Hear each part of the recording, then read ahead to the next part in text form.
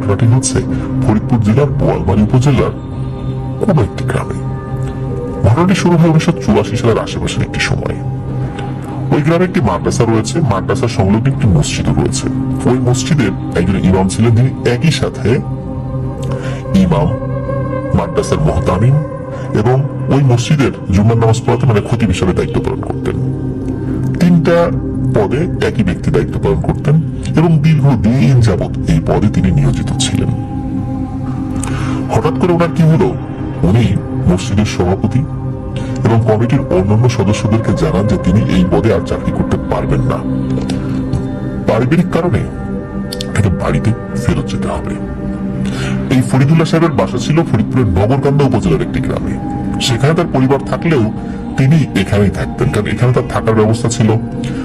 স্থানীয় মানুষেরাই তার খাবার দাবারের ব্যবস্থা করতেন।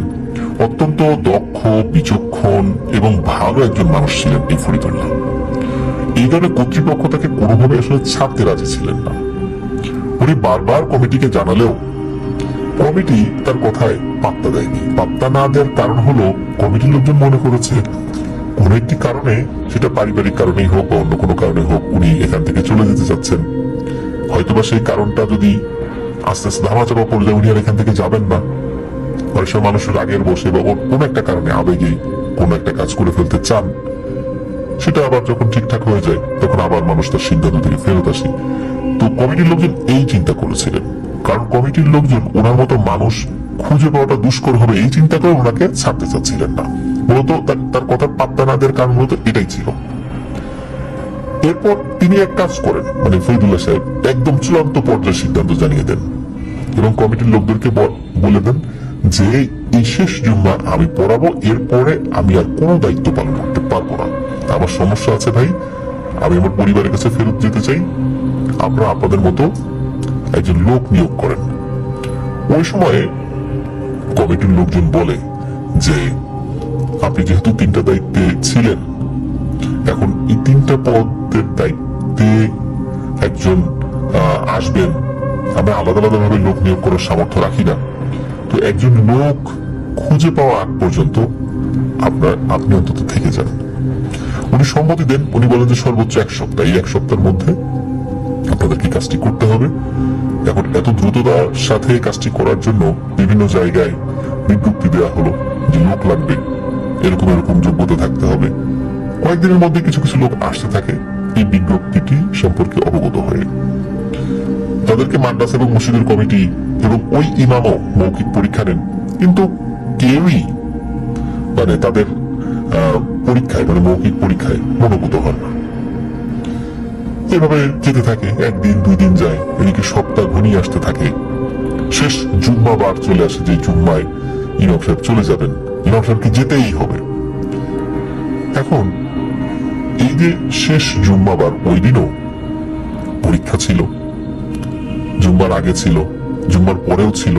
আর ওই জুম্মার দিন কিন্তু ইমাম সাহেব সকলের কাছ থেকে বিদায় নেন যে যাই ঘটুক না কেন, আজকের পরে আমার পক্ষে থাকা সম্ভব নয়। তো জুম্মার পরে পরীক্ষা হয়েছে, আসরের আগ পর্যন্ত যারা এসেছিলেন সকলের পরীক্ষা নেওয়া শেষ, কেউই মনোভূত হলো না তাদের। কমিটির লোকজন উঠে চলে যাচ্ছে। ইমাম সাহেব বেশ উদ্বিগ্ন, মনে হচ্ছিল যে উনি কারোর জন্য অপেক্ষা করছেন, কেউ একজন আসবে। উনি মনে হচ্ছিল এই লোকদের ভিড়ে উনি কাউকে খুঁজছেন। কমিটির লোকজন এটা বুঝতে পেরেছিল। তারা ইমাম সাহেবকে প্রশ্ন করেছিলেন যে ইমাম সাহেব আপনি কি কাউকে খুঁজছেন, আপনি কি কারো আসার কথা? তো ইমাম সাহেব বলছেন যে না, আসলে তেমন একটা কেউ না। উনি বিষয়টা একদম সরাসরি নাও করছেন না, হাও করছেন না, কিন্তু মনে হচ্ছে যে উনি কৌতূহলী হয়ে কারো অপেক্ষায় প্রহর গুনছেন। এর মধ্যে কি হয় যে সবার পরীক্ষা শেষ হয়ে যায়, তারা চূড়ান্ত সিদ্ধান্ত নিতে পারেন না। তারপরও একেবারেই আসলে না নেওয়ার থেকে কিছু কিছু লোককে তারা তালিকায় রাখেন যে একদম না পাওয়া গেলে এদের মধ্যে থেকে আমরা কোন একজনকে পরামর্শ সাপেক্ষে বেছে নেব। হঠাৎ করে একজন লোক আসে, খালি পা, পোশাক আশাক একদম ময়লা বলতে হবে, কিন্তু চেহারা স্রোত মাশাআল্লাহ ভালো, মধ্যবয়স্ক একজন মানুষ।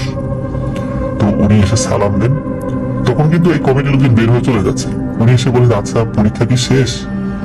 আসলে আমি তো অনেক দূর থেকে এসেছি, অনেকটা পথ হেঁটেও আসতে হয়েছে, আমার কাছে তো আসলে টাকা পয়সা ছিল না, এই কারণে আমার দেরি হয়ে গেল। পরীক্ষা কি শেষ হয়ে গেছে? আমি তো পরীক্ষাটা দেওয়ার জন্য এসেছিলাম। তখন কমিটির লোকজন বলে, হ্যাঁ পরীক্ষা তো শেষ, আপনি এত দেরি করলেন কেন? এভাবে কথা হচ্ছে, এর মধ্যে থেকে ইমাম সাহেব এগিয়ে এসেছেন। ইমাম সাহেব এগিয়ে আসার পর তাকে দেখার সাথে সাথে ইমাম সাহেব হেসে দেন এবং তাকে দেখে খুব অবাকও হয়েছিলেন ইমাম সাহেব। ইমাম সাহেব তাকে সালাম দিয়ে জিজ্ঞেস করলেন, হুজুর আপনি এসেছেন, এত দেরি হলো কেন আপনার আসতে? তখন ওই লোকটি সালামের উত্তর দিয়ে বলেন যে আসলে আমার তো টাকা পয়সা নেই, অনেকটা পথ আমাকে পায়ে হেঁটে আসতে হয়েছে, এই কারণে মূলত দেরি হয়েছে, আর কিছুটা পথ গাড়িতে এসেছি যদিও। আমার পরীক্ষাটা কি নেওয়া যাবে? তখন ইমাম সাহেব কমিটির লোকজনকে অনুরোধ করেন যে ওনার পরীক্ষাটা নেন। কমিটির লোকজন বলেন যে ইনি কি আপনার পরিচিত? তখন ইমাম সাহেব বলেন যে জি, উনি আমার পরিচিত, ওনাকে আমি দেখেছি আগে, আর ওনাকে আসার জন্য আমি খবরও পাঠিয়েছিলাম, কিন্তু উনি আসবেন কি আসবেন না এই বিষয়ে আমি নিশ্চিত ছিলাম না, যার কারণে আমি আপনাদেরকে একদম ক্লিয়ারলি বলতে পারিনি কিছু। যাই হোক, কমিটির লোকজন আবার বসেন, ওনার পরীক্ষা নিয়ে শুরু করেন। ওনার সুরেলা কণ্ঠের তেলাওয়াত শুনে সকলে মুগ্ধ হয়ে যান। এরপর ইসলামের বিভিন্ন মৌলিক বিষয়ে ওনাকে যখন জিজ্ঞেস করা হয়, উনি সেই বিষয়গুলোর উপর এত সুন্দরভাবে বক্তৃতা শুরু করেন, সকলেই অবাক হয়ে যান যে এমন একজন ব্যক্তি এতদিন কোথায় ছিল। এবং ফরিদুল্লাহ সাহেব সকলকে আশ্বস্ত করেন যে আমি চলে যাওয়ার পরও আশা করছি আপনারা আমার থেকে অনেক অনেক গুণ ভালো একজন ব্যক্তি পেয়েছেন। সকলে খুশি হন। ফরিদুল্লাহ সাহেবকে সকলে অন্তর থেকে দোয়া করেন এবং তাকে বিদায় দেন। এবং নতুন যিনি ইমাম সাহেব, তাকে এই মাদ্রাসার মুহতামিম মানে প্রধান শিক্ষক, মসজিদের ইমাম প্লাস মসজিদের খতিব যিনি জুম্মার নামাজ পড়েন আর কি, এই তিনটা দায়িত্বে তাকে নিয়োজিত করেন। তিনি তার দায়িত্ব পালন শুরু করেন। এভাবে উনি দায়িত্ব পালন করছেন। তার আচার আচরণ, কথাবার্তা, চালচলন, এভরিথিং সবকিছু ছিল আসলে অমায়িক। সকলেই তার প্রশংসা করতেন, ভালোবাসতেন, শ্রদ্ধা করতেন। উনি যখন দায়িত্ব পালন শুরু করেন, কয়েক মাস হয়ে যায়, উনি বাড়িতে ফেরত যান না। তখন লোকজন জিজ্ঞেস করে, আচ্ছা আপনার কি পরিবার পরিজন নেই? তখন ইমাম সাহেব বলেন যে না, আমার কোনো পরিবার পরিজন নেই, আমার স্ত্রী সন্তান তারা মারা গিয়েছেন, আমি একাকিত্ব জীবনযাপন করছিলাম, খুবই দুর্বিষহ এক জীবনযাপন আমি করছিলাম, আর আমার কাছে টাকা পয়সাও ছিল না, আমি অত্যন্ত দরিদ্র, যার কারণে আমার একটা চাকরি খুব প্রয়োজন ছিল। আর এই কথা শোনার পর স্থানীয় লোকজন তো ওনার প্রতি এমনিতেই তো ভালোবাসা ছিল, তার প্রতি সহানুভূতি আরো বেড়ে যায়। ইমাম সাহেব বলেন যে আমার তো পরিবার পরিজন নেই, খাওয়া দাওয়ার ব্যবস্থা তো আপনারাই করেন, আমার যে বেতনের টাকা এটা তো রয়ে যায়, আমি এখানে ছোট্ট একটা জমি কিনতে চাই, নিজের মতো করে একটা বাড়ি করে থাকতে চাই। সকলে খুব খুশি হন যে ওনার মতো একজন মানুষ এই গ্রামে স্থায়ীভাবে থাকবেন, এটা তো আমাদের জন্য সৌভাগ্যের ব্যাপার। তখন সকলে সানন্দে রাজি হন। একজন মোটামুটি অল্প টাকায় খুব ভালো একটা জমি ইমাম সাহেবের কাছে বিক্রি করে দেন। ইমাম সাহেব ওই জমিটি কিনে, ওনার কাছে কিছু অতিরিক্ত টাকা ছিল যেটা দিয়ে উনি টিনের একটি ছোট ঘর তৈরি করেছিলেন। এটি মাদ্রাসার দক্ষিণ সাইডে ছিল, দক্ষিণ সাইডে উনি বাড়ি করার জন্য জমি কিনেছিলেন আর থাকছেন সেখানে খুব ভালোভাবেই। উনি কি করেন, বর্গা চাষ শুরু করেন জমি। উনি কিন্তু কৃষিকাজও ভালো জানতেন, আল্লাহ ওনার হাতে বরকত ঢেলে দিয়েছিলেন। উনি যেই জমি চাষ করতেন সেই জমিতে মাশাআল্লাহ অনেক ফসল হতো। উনি যার কাছে জমি বর্গা চাইতেন সেই জমি দিত, কারণ ওই জমিতে স্বাভাবিকভাবে যে ফসল ফলতো তার থেকে আরো বেশি ফসল ফলতো। এই কারণে সকলে ওনার কাছে জমি বর্গা দেওয়ার জন্য মানে উদ্গ্রীব হয়ে থাকতো। তো বর্গার একটা অংশ তো উনি নিজে পেতেন, আর একটা অংশ মালিক পেতেন। তো এভাবে চলছিল। উনি অল্প সময়ের মধ্যেই আল্লাহর অশেষ রহমতে বেশ টাকা পয়সা গুছিয়ে ফেলেন। উনি নিজেও বেশ জমি জমা করেছিলেন এবং উনি একটা পাকা বাড়িও তৈরি করেছিলেন। বাড়ির চারদিকে দেয়াল ছিল, একটা শক্ত গেট তৈরি করা ছিল, গেটের উপরে চোখা চোখা অংশ ছিল যাতে করে যে বাহির থেকে টপকে কেউ ভেতর ঢুকতে না পারে। এরকম করে উনি বাড়িটা তৈরি করেছিলেন। সামনের দিকে কিছু কিছু চোখা চোখা অংশ এমন ভাবে ডিজাইন করা হয়েছিল অনেকটা ত্রিশূলের মতো দেখায় আর কি। আমরা অনেক বাড়ির সামনে এরকম দেখতে পাই আর কি, এটা অনেকে করেন। তো চলছিল ভালোই। এভাবে 4-5 বছর চলে যায়। এই অল্প সময়ের মধ্যে আল্লাহর রহমতে উনি বেশ ভালো সুনাম সুখ্যাতি অর্থ সবকিছুই উপার্জন করছেন আল্লাহর অশেষ রহমতে। একবার কি হয়, এক ফজরের নামাজে উনি আসেননি, অথচ এই গত কিছু বছরে এক ওয়াক্ত নামাজের ইমামতি উনি ছাড়েন নাই। উনি কখনো ছাত্রদেরকে দিয়েও নামাজ পড়ান নাই, এবং এই সময়ের মধ্যে উনি একদিন ছুটিও নেন নাই। আল্লাহর রহমতে উনি অসুস্থও হন নাই। হঠাৎ করে ফজরের নামাজে ওনার অনুপস্থিত থাকা দেখে ওনার ছাত্র, অন্যান্য যারা ছিলেন, মুসল্লিরা যারা ছিলেন, সকলের মধ্যে একটা উদ্বিগ্ন ভাব লক্ষ্য করা যায়। কি ব্যাপার, কি হলো, হুজুর আসলো না যে? সবাই চিন্তা করেন যে আচ্ছা ঠিক আছে, নামাজটা আমরা পড়াই, তারপরে যাই হুজুরের বাসায়, যে হুজুরের কি হলো, আসলেন না কেন? হুজুর তো এরকমটা কখনো করেন নাই। তারা নামাজ শেষ করে হুজুরের বাড়িতে যান। তো হুজুরের বাড়ির যে গেট, ওইটা ভিতর থেকে লক করা ছিল। তখন একজন ব্যক্তি ওই গেট টপকে ভিতরে গিয়ে ওই লকটা খুলে দেন। তখন সকলে গেট দিয়ে ঢোকে। ঢোকার পর তারা দেখে হুজুরের ঘরের যে মেইন দরজা, সেই দরজাটা ভাঙা। তারা দরজা দিয়ে ভেতরে ঢুকে দেখেন সবকিছু ছড়ানো ছিটানো, আর ইমাম সাহেবের লাশ মেঝেতে পড়ে আছে ক্ষত বিক্ষত অবস্থায়। পুরো বাড়ি তছনছ করা, আলমিরা ভাঙা, লুটপাট করেছে টাকা পয়সা। এটা যে কোনো মানুষের কাজ তা স্পষ্টই বোঝা যাচ্ছে, কোন জিন ভূত যে করে নাই সেটা নিশ্চিত। কারণ দরজা বাইরে থেকে ভাঙা, জিন ভূত নিশ্চয়ই দরজা ভেঙে বাড়িতে প্রবেশ করবে না, এটা মানুষেরই কাজ, চোর ডাকাত এই কাজ করেছে। সকলে শোকে কাতর হয়ে পড়েন। এমন একজন মানুষকে তারা হারালেন যিনি এই গ্রামের একজন অভিভাবকের মতো ছিলেন। টুকটাক ঝাড়ফুঁকো করতেন বিভিন্ন মানুষের, এমনকি ওই গ্রামে যারা খারাপ প্রকৃতির মানুষ ছিল, মানুষের ক্ষতি করত, এনাদের টুকটাক সমস্যার সমাধানও কিন্তু আল্লাহর অশেষ রহমতে এই হুজুরের হাত দিয়ে হয়েছে। সুতরাং ওই খারাপ মানুষগুলো যে ওনার ক্ষতি করবে, এই কথা তারা কল্পনাও করতে পারত না। ওনার এই ধরনের একটা ঘটনার কারণে সকলের মন খারাপ। পুলিশে খবর দেওয়া হয়, পুলিশ আসে। পুলিশ কোনো সুরাহা করতে পারে না, যে ওনার তো কোনো শত্রু নেই। যেহেতু ওনার টাকা পয়সা ছিল, হয়েছে উনি ব্যাংকে টাকা রাখতেন না, বাড়িতে টাকা রাখতেন। কিছু কিছু মানুষ হয়তো বা জানতো, এই কারণে এখানে চোর ডাকাতি করছে। কিন্তু এটা যে এই গ্রামের লোকের কাজ নয়, এটা গ্রামের লোকজন যেমন বুঝতে পেরেছিলেন, পুলিশও বুঝতে পেরেছিলেন। কিন্তু কে এই কাজ ঘটালো? পুলিশ তাদের মতো করে তদন্ত করলেও সেভাবে আসলে এই বিষয়টি সুরাহা হয়নি। এভাবে চলছিল। ইমাম সাহেব মারা যাওয়ার 1 থেকে 1.5 মাস পরে বেশ কিছু অদ্ভুত ঘটনা ঘটতে শুরু করে। হঠাৎ এক রাত্রে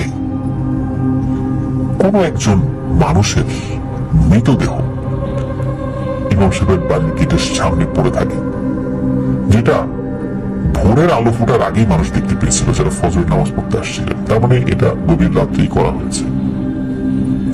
কিন্তু সবাই অবাক হয়ে যায়, এই ব্যক্তির লাশ এখানে কিভাবে এলো? চারদিকে ভিড় হয়ে যায়। ওই লোকটিকে কেউ চিনতে পারছে না। এই ব্যক্তি এই গ্রামের না, এটা নিশ্চিত। তো যারা এসেছিলেন ওই লাশটাকে দেখতে, এর মধ্যে থেকে একজন লোক বলে ওঠে, আরে এই লোকটাকে তো আমি দেখেছি। আমি যখন গতকাল ভ্যানে করে বাসায় ফিরছিলাম, এই ব্যক্তিটি ওই ভ্যানে ছিল। হঠাৎ করে এই মাদ্রাসার কাছে এসে বললো যে, ভাই আমি নেমে যাব, আমি আর যাবো না, এখানে আমার কাজ আসছে, পরে আসবো, আপনারা চলে যান। তখন রাত 10টা কি 11টা। এরপর ভ্যান চালক আর ওই লোকটা চলেও যায়।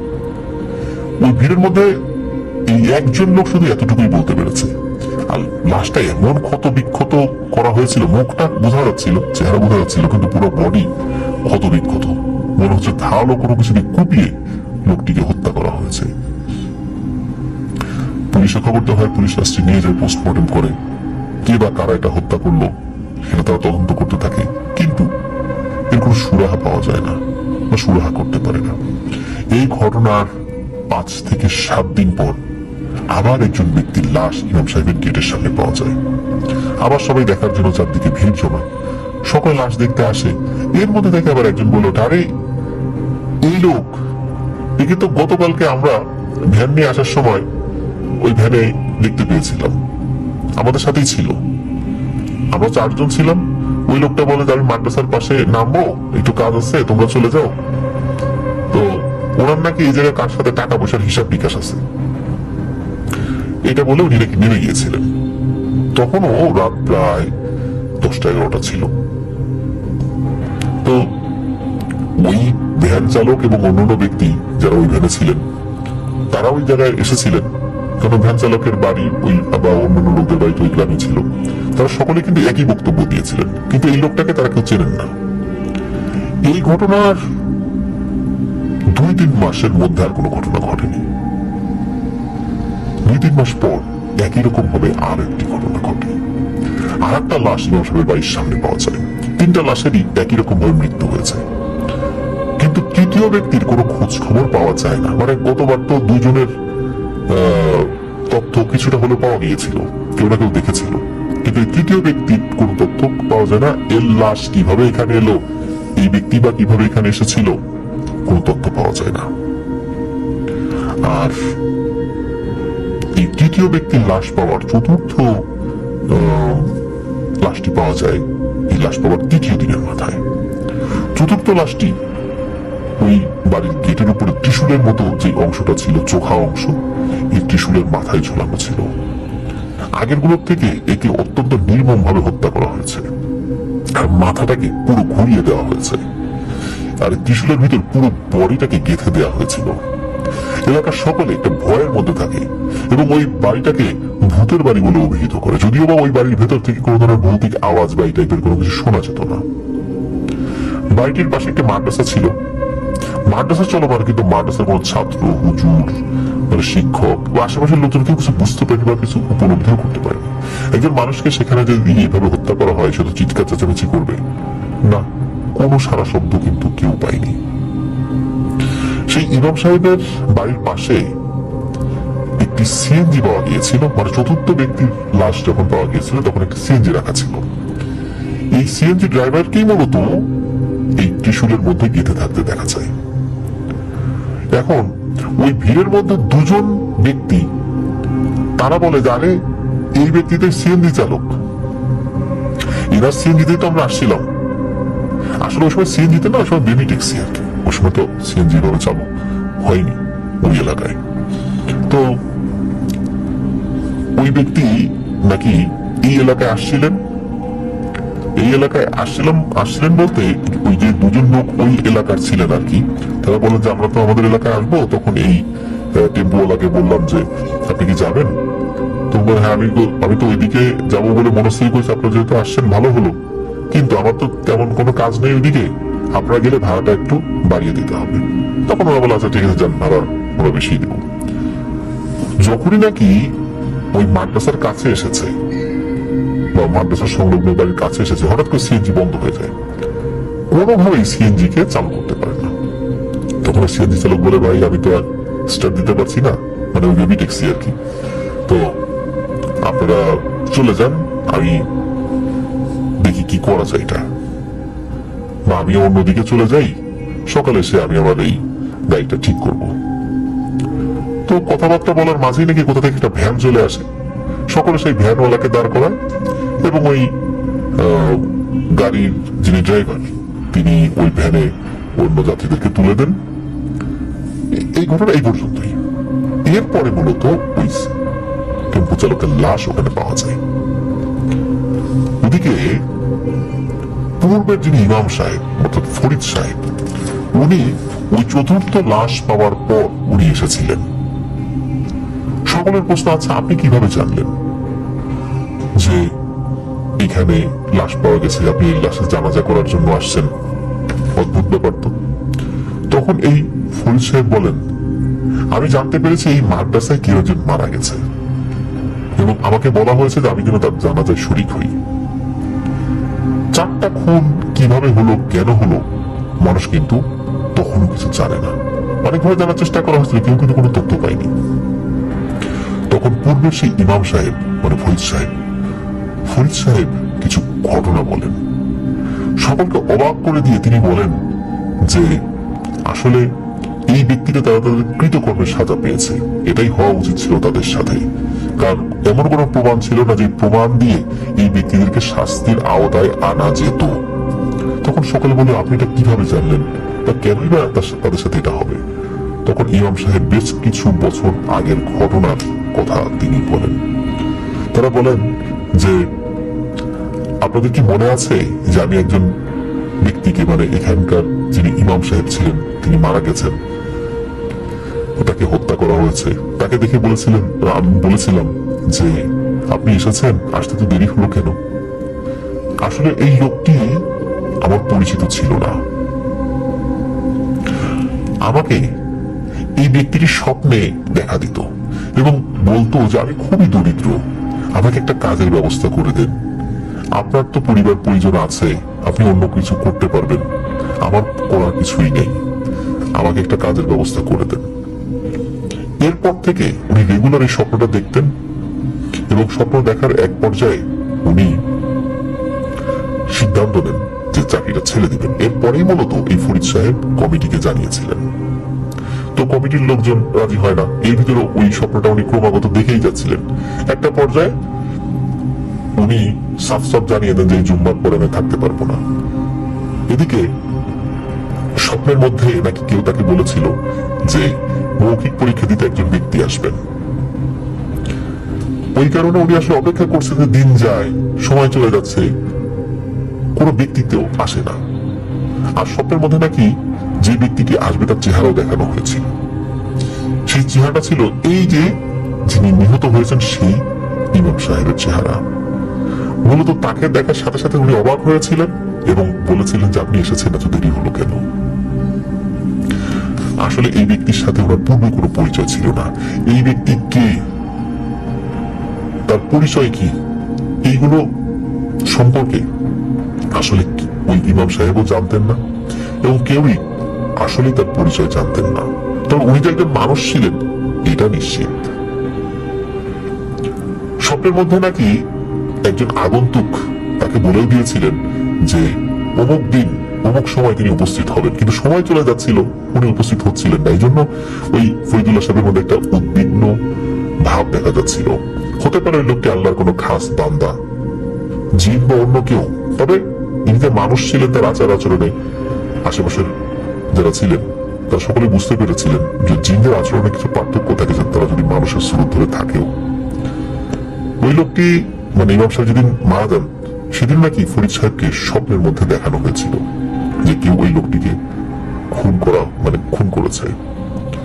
এবং এই ফরিদ সাহেব কিন্তু এই ঘটনার সত্যতা যাচাই করার জন্য কিন্তু এই যে ইমাম সাহেব যখন মারা যান চলে এসেছিলেন, তার জানাজায় শরীক হয়েছিলেন, কিন্তু কোনো কথা উনি বলেননি। ওই সময় হঠাৎ করে ইমাম সাহেবকে দেখে, মানে পূর্বের ইমাম সাহেবকে দেখে এলাকাবাসী অবাক হয়েছিলেন, চিন্তা করছেন যে উনি কিভাবে জানলেন, কিন্তু ইমাম সাহেব কোনো তথ্য দেননি। জানাজার জন্য প্রস্তুতি নেওয়া হচ্ছিল, উনি জানাজার নামাজ পড়েন এবং সেখান থেকে পড়ে চলে যান। ঘটনার 1.5 মাস পর যখন প্রথম একটি লাশ পাওয়া যায়, ওই রাত্রেই নাকি এই ফরিদুল্লাহ সাহেব স্বপ্নে দেখেছিলেন এক আগন্তুক বলছে যে আমি আমার প্রথম শত্রুকে হত্যা করে ফেলেছি।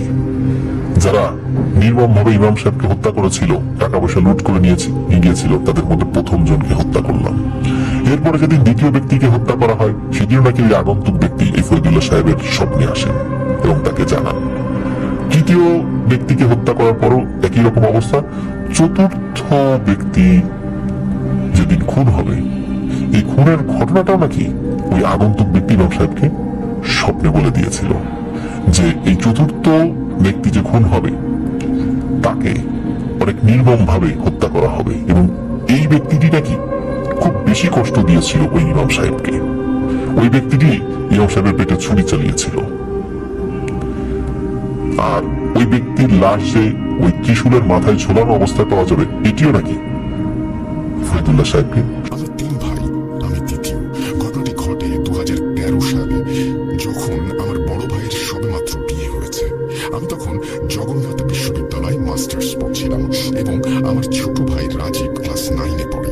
আমার এবং ভাইয়ার চেয়ে আমার ছোট ভাই রাজীবের বয়সের পার্থক্য যেহেতু অনেক বেশি, তাই সে আমাদের পরিবারে সবার কাছে ভীষণ আদরের। 2013 সালের ফেব্রুয়ারির 20 তারিখ আমার ভাইয়ের বিয়ে হয়।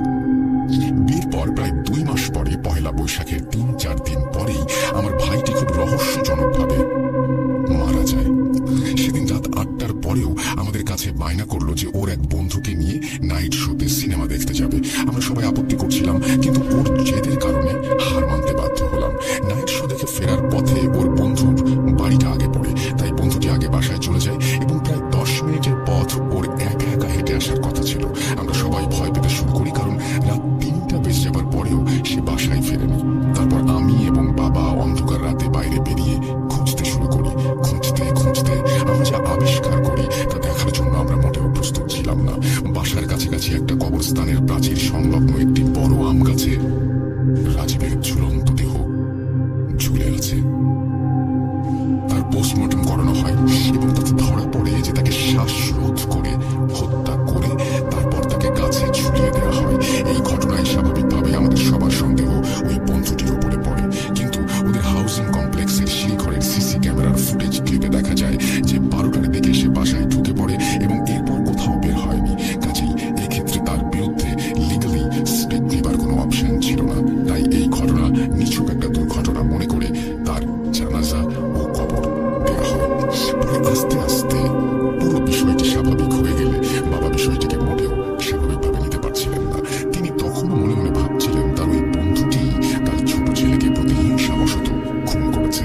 আমাদের পরিবারের সবাই ঘটনাটি মেনে নিলেও বাবা কোনোদিন তাকে ক্ষমা করতে পারেননি। রাজীব বাবার খুব আদরের হওয়ায় বাবার শোকে দুঃখে উন্মাদের মতো হয়ে গেলেন। তিনি মনে মনে সিদ্ধান্ত নেন দেশের আইনে যখন কিছু করার নেই, তিনি নিজের হাতে ওকে সাজা দেবেন ব্ল্যাক ম্যাজিকের মাধ্যমে। তিনি গোপন একজন তান্ত্রিকের খোঁজ করতে থাকেন এবং একজন কালো জাদুকরের সন্ধান পেয়ে যান। এই তান্ত্রিকের কাছে তিনি তার সব ঘটনা খুলে বলেন এবং তার এখানে আসার কারণটা উল্লেখ করেন। সবকিছু শুনে তান্ত্রিক বাবাকে আশ্বাস দেন, তবে তিনি শর্ত দেন যে তাকে 5,000 টাকার দক্ষিণা দিতে হবে। তিনি যেমন করে বলবেন বাবা ঠিক তেমন ভাবে সবকিছু করবেন, এটাই হচ্ছে নিয়ম। সামান্য অন্যথা হলেই সব বিফলে যাবে এবং বাবা জেনে শুনে অন্যের ক্ষতি করছেন, সেজন্য বাবাকেও ক্ষতিপূরণ দিতে হবে। কি ক্ষতিপূরণ সেটা তিনি পরে জানাবেন।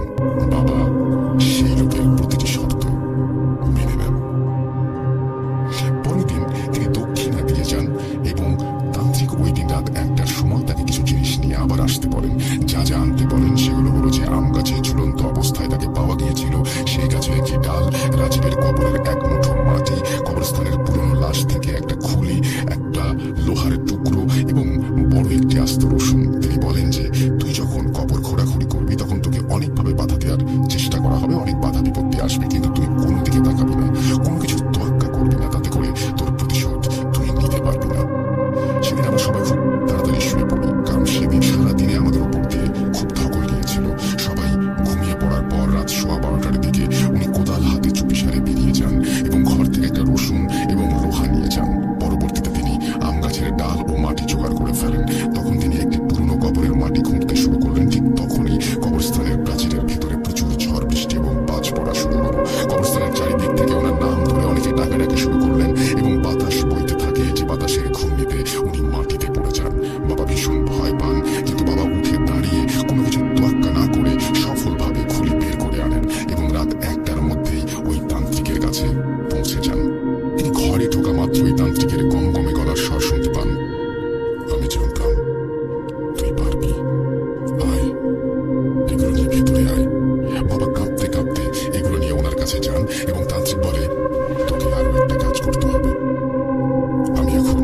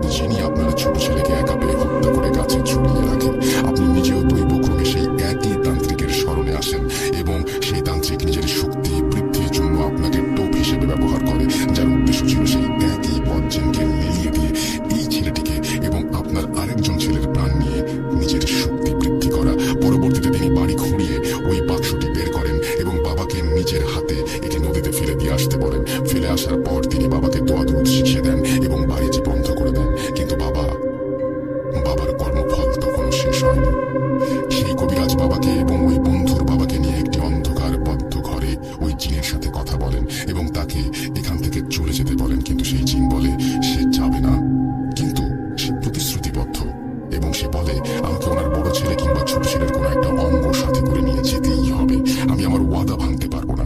এই কথা শুনে বাবা ডুক করে কেঁদে ওঠেন এবং কাঁদতে কাঁদতে মিনতি করেন যে এর কোনো সুরাহা করা যায় কিনা। বাবা সেই জিনকে বলেন যে তিনি যা চাইবেন বাবা তাকে তাই দিবেন, তাই করবেন। তখন জিন বলেন তাহলে তোর বাম হাত এবং বাম পা আমি নিয়ে যাব, তার বিনিময়ে তোর দুই ছেলের কোনো ক্ষতি হবে না। আমাদের ভালোর জন্য বাবা শর্তে রাজি হন এবং তারপর থেকে বাবা প্যারালাইজড। এদিকে বাবার জন্য ভীষণ দুশ্চিন্তায় থাকি আমরা। সেদিন সন্ধ্যার পর রাজীবের বন্ধুর বাড়ির লোকেরা হুইল চেয়ারে করে বাবাকে বাসায় পৌঁছে দেন।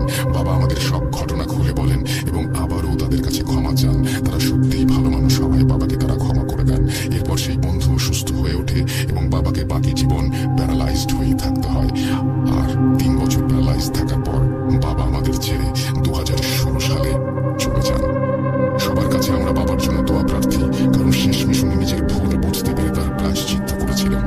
এই ছিল অন্য আরেক রাসেল ভাইয়ের জীবনে ঘটে যাওয়া একটি দুঃখজনক ঘটনা। থ্যাংক ইউ দীপ্ত চমৎকার এই ঘটনাটির জন্য, এবং আমি বিশ্বাস করি আপনার কাছ থেকে পরবর্তীতে আরো ঘটনা পাবো। আমরা চলে যাব আমাদের পরবর্তী ঘটনায়। আউযু বিল্লাহি মিনাশ শাইতানির রাজিম, বিসমিল্লাহির রহমানির রহিম। আমি ঘটনায় চলে যাচ্ছি। এই ঘটনাটা মূলত আমাদের गोवा इंडोनेशिया का एक शांत इलाका, लेकिन उस जगह पर हर तरफ जैसे मातम छाया हुआ था। लोग एक अंतिम संस्कार में शामिल हुए थे, एक दुखी परिवार को सहारा देने के लिए और साथ ही दुआएं देने के लिए। वैसे ये एक शोक भरा दिन था, लेकिन अचानक सब कुछ बदल गया। दफनाने की विधि होने के कुछ वक्त बाद ही एक चीख पूरे मोहल्ले में गूंज उठी। तेज, घबराई हुई और बेबस लोग घबरा कर इधर उधर देखने लगे कि क्या हुआ है। तभी उन्होंने देखा कि एक आदमी जिसका नाम वायु था, वो भागता हुआ, रोता हुआ और चिल्लाता हुआ उनकी ओर आ रहा था। और चिल्लाते हुए वो सब लोगों से कह रहा था, बचाओ, वो लोग मेरी भांजी को मारने की कोशिश कर रहे हैं। अड़ोस पड़ोस के लोग पूछने लगे कि क्या हुआ है, लेकिन वायु के पास उन्हें समझाने का वक्त नहीं था। वो बस गिड़गिड़ा कर कह रहा था कि जल्दी चलो। लोग उसके साथ एक घर पहुंचे और वहां जाकर उन्होंने जो कुछ देखा, वो नजारा किसी हॉरर मूवी से कम नहीं था। वो एक बड़ा सा घर था, उस गांव के हिसाब से काफी बड़ा। लेकिन जैसे ही लोग उस घर के पास पहुंचे, उन्हें अंदर से एक छोटी बच्ची की चीख सुनाई दी, दर्द भरी और दिल दहला देने वाली। और वो बच्ची लगातार चीख रही थी जैसे वो बेहद तकलीफ में हो। घर के दरवाजे बंद थे, वहां खड़े लोग डर गए। कुछ खिड़कियों से अंदर झांकने लगे तो कुछ लोगों ने अपने मोबाइल निकालकर रिकॉर्डिंग शुरू कर दी। और तभी उन्होंने देखा घर के एक कमरे में एक छोटी बच्ची थी, सिर्फ 6 साल की, जो कि वायु की भांजी थी। लड़की का बाप उसे कस के पकड़े हुए था। उसके दादाजी और एक चाचा उसके हाथ पैर जमीन पर दबाए हुए थे। और उसकी माँ, उसकी अपनी माँ, उसके चेहरे पर झुकी हुई थी, उस बच्ची के चेहरे को दोनों हाथों से पकड़े हुए। उस बच्ची के चेहरे पर खून था और वो नजारा देख सब समझ गए कि वहां क्या हो रहा है। उस बच्ची की माँ उस नन्ही मासूम की आंखों को अपनी उंगलियों से, माफ करना, मुझसे बोला तक नहीं जा रहा, क्योंकि ये बोलते वक्त भी मुझे ऐसा लग रहा है जैसा सब कुछ मेरी आंखों के सामने हो रहा हो। फिर भी हम इसके बारे में आगे बात करेंगे। पड़ोसियों को भी कुछ पल के लिए यकीन नहीं हुआ कि वो जो देख रहे हैं वो सच है या कोई फिल्म की शूटिंग चल रही है। बट जैसे ही लोगों को समझ आया कि वहां क्या हो रहा है, वो सभी लोग तुरंत बच्ची को बचाने के लिए दरवाजा तोड़कर अंदर घुस गए। अब सवाल ये है, आखिर ऐसा क्या हुआ कि एक परिवार जिसे मोहल्ले वाले नेक, सीधा साधा मानते थे, वो अपनी ही बेटी के साथ इतना भयानक सलूक करने पर उतर आए थे। तो चलिए आपको शुरुआत से इस परिवार की कहानी सुनाता हूँ। ये परिवार इंडोनेशिया के एक छोटे से गांव टिंगिमोनकोंग में रहता था। एक शांत देहाती इलाका, एक आम घरेलू परिवार। बाप का नाम टीटी, वो 45 साल का था। माँ का नाम हा था, वो 43 साल की थी। उनका एक बेटा था डेंडी, जिसकी उम्र 20 साल थी। और उनकी एक छोटी नन्ही प्यारी बेटी थी जिसका नाम एपी था, और वो सिर्फ 6 साल की थी। और उन्हीं के घर के आसपास उनके कुछ और रिश्तेदार भी रहते थे। जैसे कि एपी के दादाजी बा, जिनकी उम्र 70 साल थी, और उनके दो चाचा, जिनमें से एक का नाम उस था और दूसरे का नाम वायु। वायु वही जो घटना के वक्त लोगों को मदद के लिए बुलाने गया था। अब उस इलाके में ज्यादातर लोग किसान या छोटे दुकानदार थे, बट टीटी थोड़ा अलग था। वो एक ट्रेडिशनल हीलर था, जिसे वहां की लोकल भाषा में दुकुन या शमन कहा जाता है। उसका एक छोटा सा क्लिनिक था, लेकिन वो वहां कोई दवाई नहीं देता था। वो बस कोई खास किस्म का पानी दिया करता था, जिस पर उसने कुछ मंत्र पढ़े होते थे। मतलब उसका मानना था कि ऐसा कर वो लोगों की भूत प्रेत से जुड़ी समस्याओं को हल करता है, उनकी रूहानी प्रॉब्लम्स को ठीक करता है। अब लोगों का भी मानना था कि टीटी उन्हें जो पानी देता था उसमें कोई जादुई ताकत है। गांव में अगर किसी को ऐसी बीमारी होती थी जिसे डॉक्टर नहीं समझ पाते या कोई हॉस्पिटल अफोर्ड नहीं कर सकता था, तो वो लोग राहत की उम्मीद में या फिर किसी चमत्कार की आस में हमेशा टीटी के पास जाया करते थे। और ऐसे बहुत सारे लोग थे जो टीटी के पास जाते थे। उसके घर के बाहर अक्सर लंबी लाइन लगी रहती थी। टीटी और उसकी बीवी कभी खुद को शमन नहीं कहते थे। वो कहते थे कि उन्हें एक आध्यात्मिक वरदान मिला है और वो सिर्फ लोगों की मदद करना चाहते हैं। लेकिन धीरे धीरे मोहल्ले वालों को भी उनका व्यवहार कुछ अजीब लगने लगा। लोगों ने कई बार देखा था कि वो परिवार कुछ अजीब तरह के रिचुअल्स किया करता था। उनके घर से रात देर रात फुसफुसाहट जैसी आवाजें सुनाई देती थी। कुछ ने तो ये तक कहा था कि शायद ये लोग किसी कल्ट से जुड़े हुए हैं। लेकिन हैरानी की बात ये थी, एपी और डैंडी दोनों ही बच्चे नॉर्मल थे। वो हंसमुख थे, मिलनसार थे और सबके प्यारे थे। एपी तो हमेशा खेलकूद में मग्न रहती थी और मोहल्ले वाले भी उसे काफी पसंद करते थे। और लोग भी यही मानते थे कि उनके माता पिता यानी टीटी और हाँ अपने बच्चों से बहुत प्यार करते हैं। लेकिन एक दिन में सब कुछ बदल जाएगा ये किसी ने नहीं सोचा था। इस सब की शुरुआत 31 अगस्त 2021 के एक दिन पहले हुई थी। इलाके में अचानक एक खबर फैली कि डैंडी यानी उनका 20 साल का बेटा, उसकी अचानक मौत हो गई है। न कोई बीमारी, न कोई वार्निंग, उसकी लाश सीधी उनके घर में मिली। जब पड़ोसियों ने पूछा कि क्या हुआ था, तो परिवार ने कहा कि डैंडी को अचानक तेज बुखार आया था। हमने उसे बचाने की बहुत कोशिश की, लेकिन बहुत देर हो गई थी। मोहल्ले वालों को यह बात कुछ हजम नहीं हुई, क्योंकि डैंडी कुछ दिन पहले तक एकदम ठीक दिख रहा था। पर इस बात का किसी के पास कोई सबूत नहीं था कि उसकी मौत अचानक नहीं हुई, बल्कि उसके साथ कुछ हुआ है। तो लोगों ने भी उनकी बात को लगभग मान ही लिया था, कम से कम दिखावे के लिए। अगले दिन यानी 1 सितंबर डैंडी का जनाजा निकला। वहां के इस्लामिक रिवायतों के मुताबिक डैंडी की बॉडी को धोकर सफेद कपड़े में लपेटा गया और फिर दुआ करने के बाद दफन किया गया। अब इंडोनेशिया में ये आम चलन है कि मोहल्ले वाले भी अंतिम संस्कार की तैयारी में शामिल होते हैं, परिवार की मदद करते हैं। अब ये सब कुछ नॉर्मल लग रहा था, पर कुछ लोगों ने एक अजीब चीज नोटिस की। हाँ, यानी डैंडी की माँ उस दिन बहुत अजीब बर्ताव कर रही थी। वो बार बार यहाँ वहां टहल रही थी, कुछ बड़बड़ा रही थी, जैसे किसी बात से वो बहुत ज्यादा परेशान हो। लेकिन तब लोगों को ये लगा कि वो एक माँ है, अपने बेटे के जाने का कोई भी माँ दुख बर्दाश्त नहीं कर सकती। उसे जरूर कोई सदमा लगा होगा। दोपहर 1:30 बजे तक दफनाने का काम पूरा हो गया था। डैंडी की बॉडी अब मिट्टी में दफन थी और सभी रस्में खत्म हो गई थी। कुछ मोहल्ले वाले सहानुभूति जताने के लिए तब टीटी के घर पर रुके हुए थे।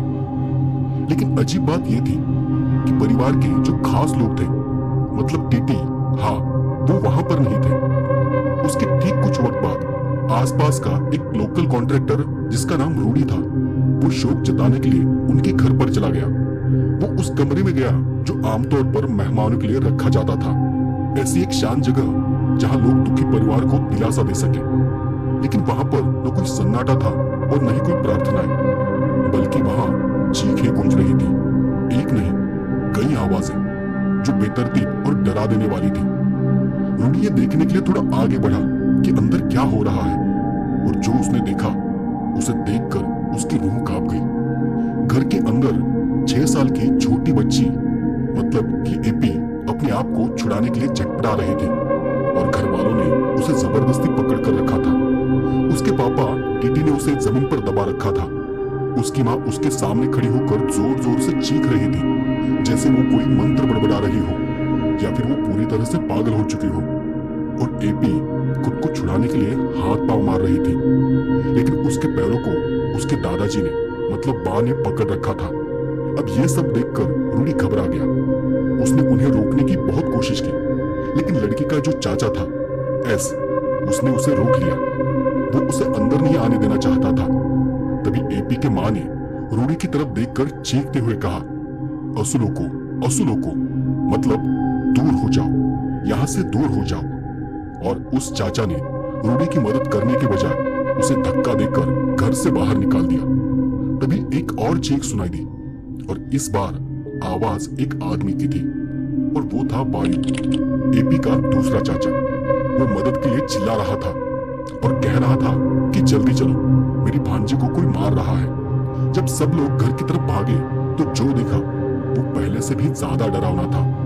टिटी यानी एपी का बाप तब जमीन पर बैठा था और उसने अपने पैरों में एपी को जकड़ रखा था। उसके दोनों हाथ उसकी बेटी के सिर को कसकर पकड़े हुए थे और उसके सामने उसकी माँ थी, जो अपने नाखूनों से उसकी दाहिनी आंख को नोचने की कोशिश कर रही थी। और फिर उसने एक बॉक्स से कटर निकाला। उस ब्लेड से उसने एपी की दाहिनी पलकों को चीर डाला। और जो सबसे खौफनाक मंजर था वो ये था कि उस माँ ने वो मांस निगल लिया। हाँ, उसने अपनी ही बेटी का मांस का टुकड़ा खा लिया था। उसकी बेटी दर्द से तड़प रही थी, चीख रही थी, लेकिन उसकी माँ आंखें बंद कर उसके खून का स्वाद चख रही थी। चारों तरफ अफरा तफरी मची थी। लोग चीख रहे थे, धक्का बुक्की कर रहे थे।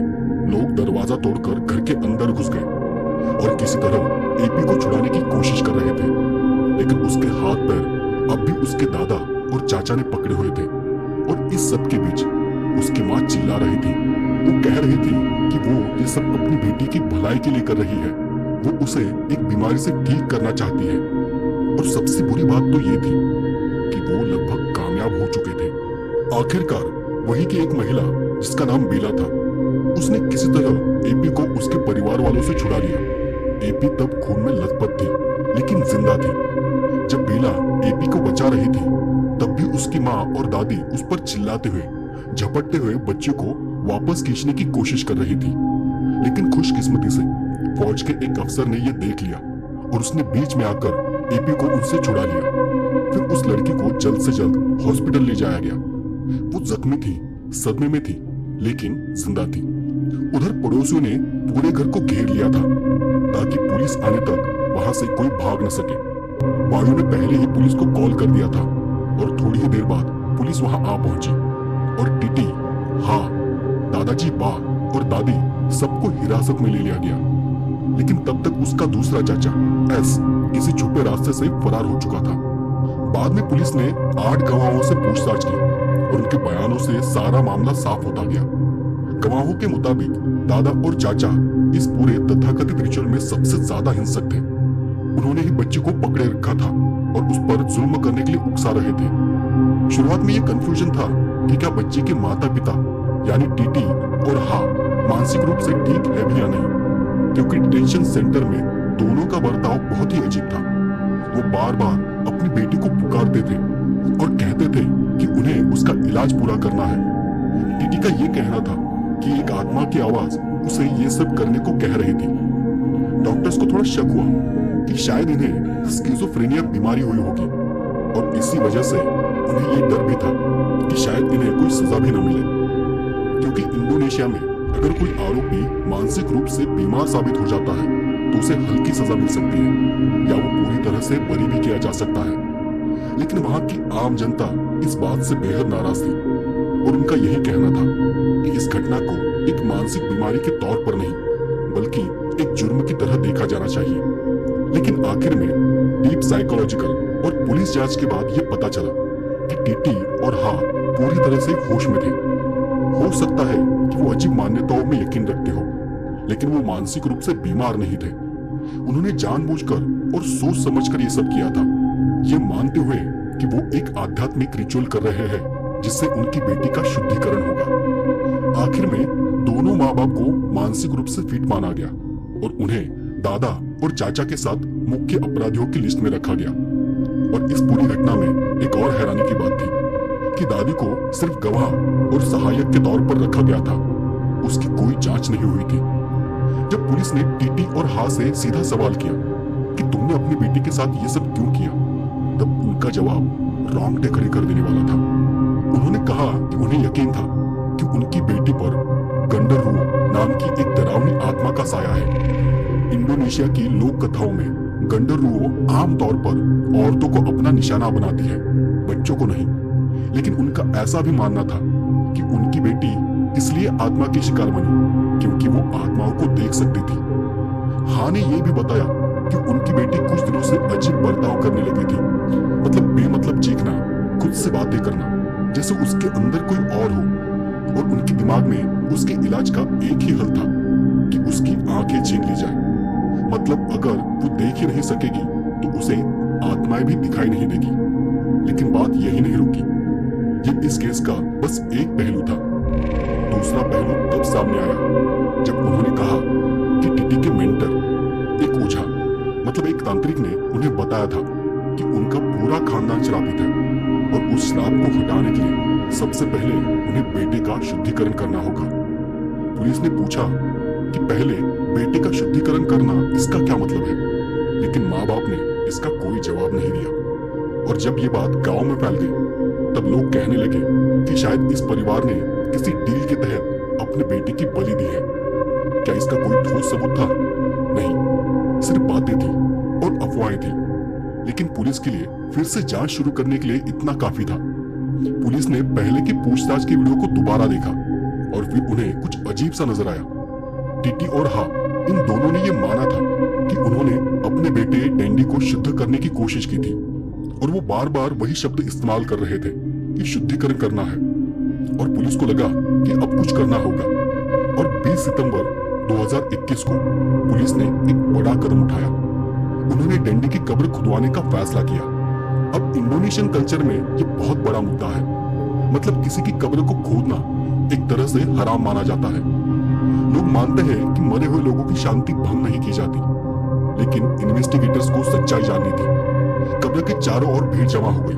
पुलिस ने उस एरिया को पूरी तरह से घेर लिया और कड़ी सुरक्षा में डैंडी का शरीर बाहर निकाला गया और फिर फुल एटॉप्सी के लिए उसे लैब भेजा गया। शुरुआत में सब कुछ नॉर्मल लग रहा था, कोई चोट नहीं, कोई बाहरी जख्म नहीं, सब कुछ नेचुरल डेथ की तरफ इशारा कर रहा था। लेकिन फिर जब उन्होंने शरीर के अंदर की जांच की, मतलब जब पैथोलॉजिस्ट ने उसकी आंतें खोली तो उन्हें कुछ अजीब मिला।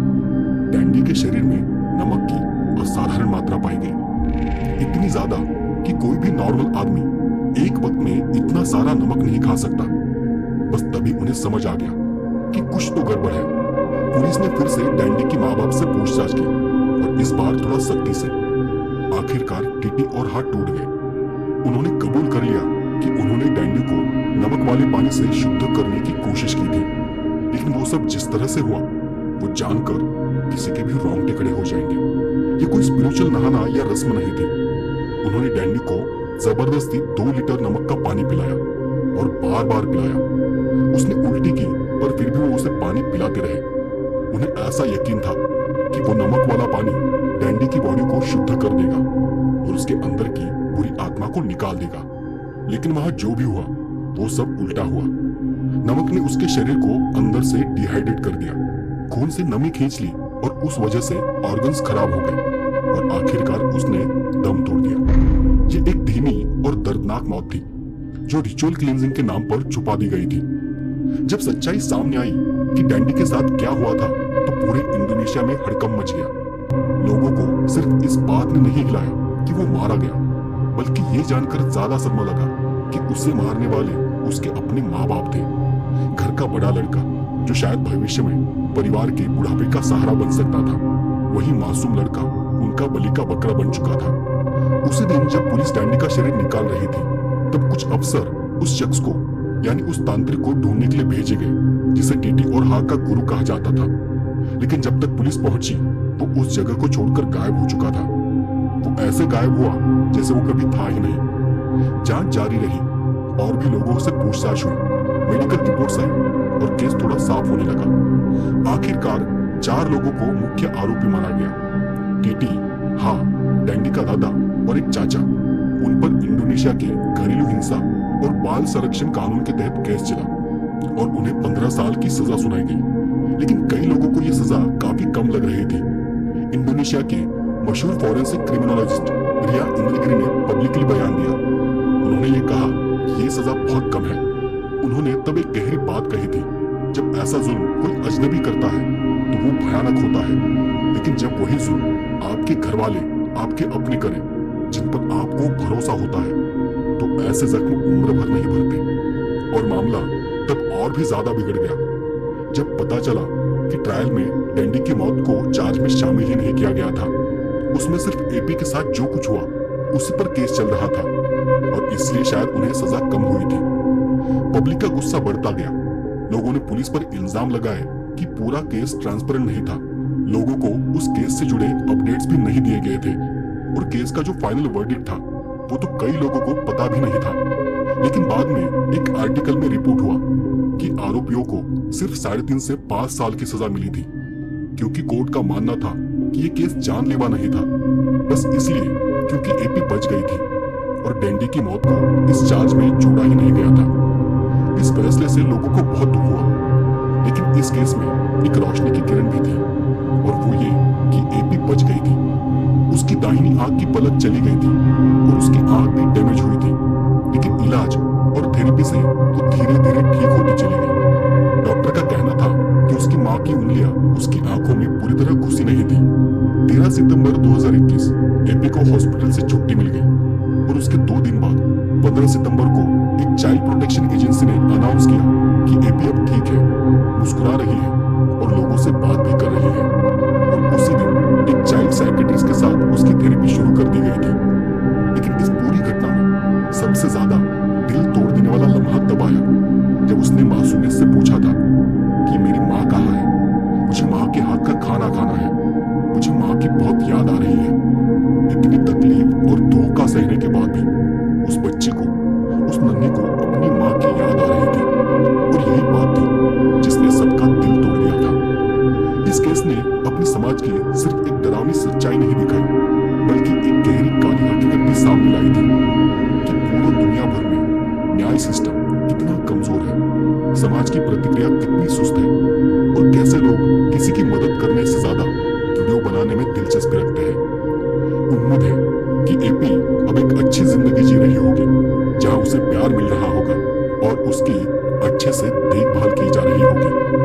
तो आप দীপ্ত চমৎকার এই ঘটনাটির জন্য ভাই বিশ্বাস করি আপনার কাছ থেকে পরবর্তীতে আরো ঘটনা পাবো। আমরা চলে যাব আমাদের পরবর্তী ঘটনায়। আউযু বিল্লাহি মিনাশ শাইতানির রাজিম বিসমিল্লাহির রহমানির রহিম। আমি ঘটনায় চলে যাচ্ছি। এই ঘটনাটা মূলত আমাদের মিরপুরের 3 নম্বর রাইস মিলকে কেন্দ্র করে একটা ঘটনা। রাইস মিলটা অনেক পুরনো, প্রায় ব্রিটিশ আমলে এটা তৈরি করা হয়। 1890 কি 95 সালের দিকে এটা তৈরি করা হয়। অনেক পুরনো একটা রাইস মিল। এই রাইস মিলে অনেক মানুষ কাজ করতো। প্রায় এই রাইস মিলটা 21 একরের উপরে, আর মাঝখান দিয়ে একটা বাইপাস রাস্তা আছে।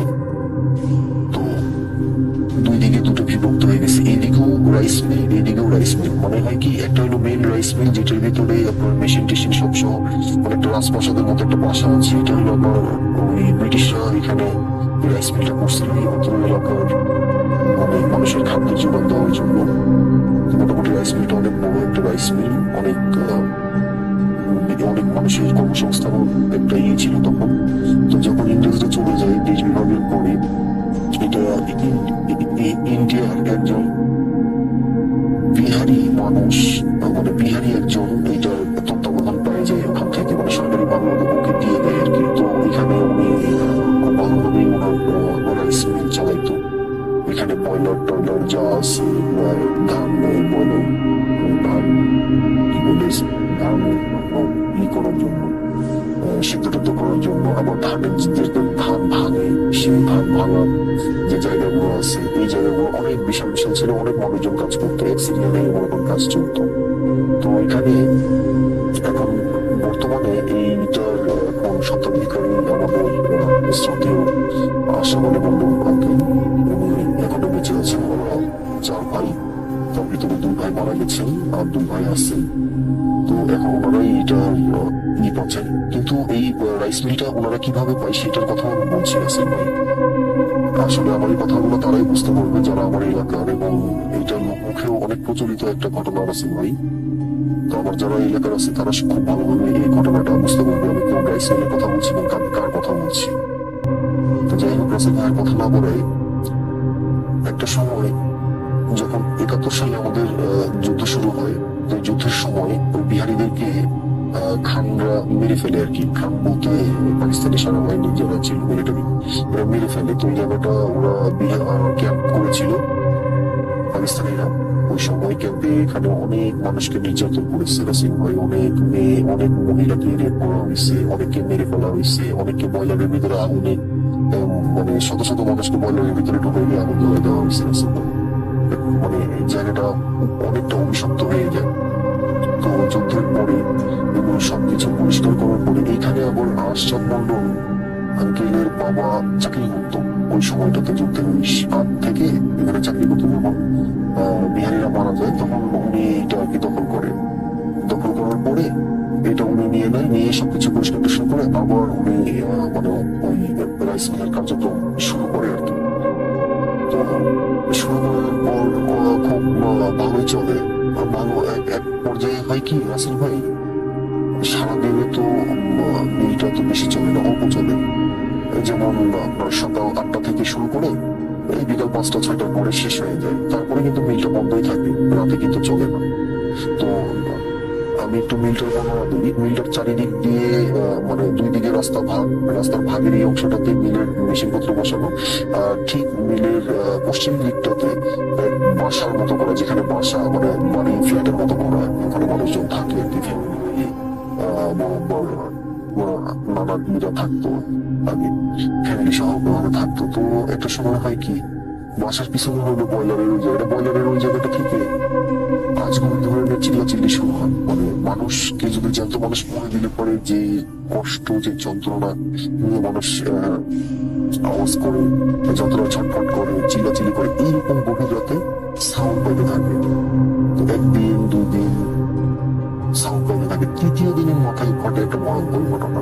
3য় দিনের মাথায় আসলে সে মূলত 8টা-9টা বাজলে পরে তো বলতে এরকম আমাদের এখন যেরকম যে বিদ্যুৎ আছে এরকম বিদ্যুৎ না, তখন সন্ধ্যা করে হারিকে বিদ্যুৎ পৌঁছায় না। তখন আমাদের ওইদিকে বিদ্যুৎ পৌঁছায় 75-76 সালের দিকে। এটা তো 72-73-এর ঘটনা চলছে ওই সময়টা।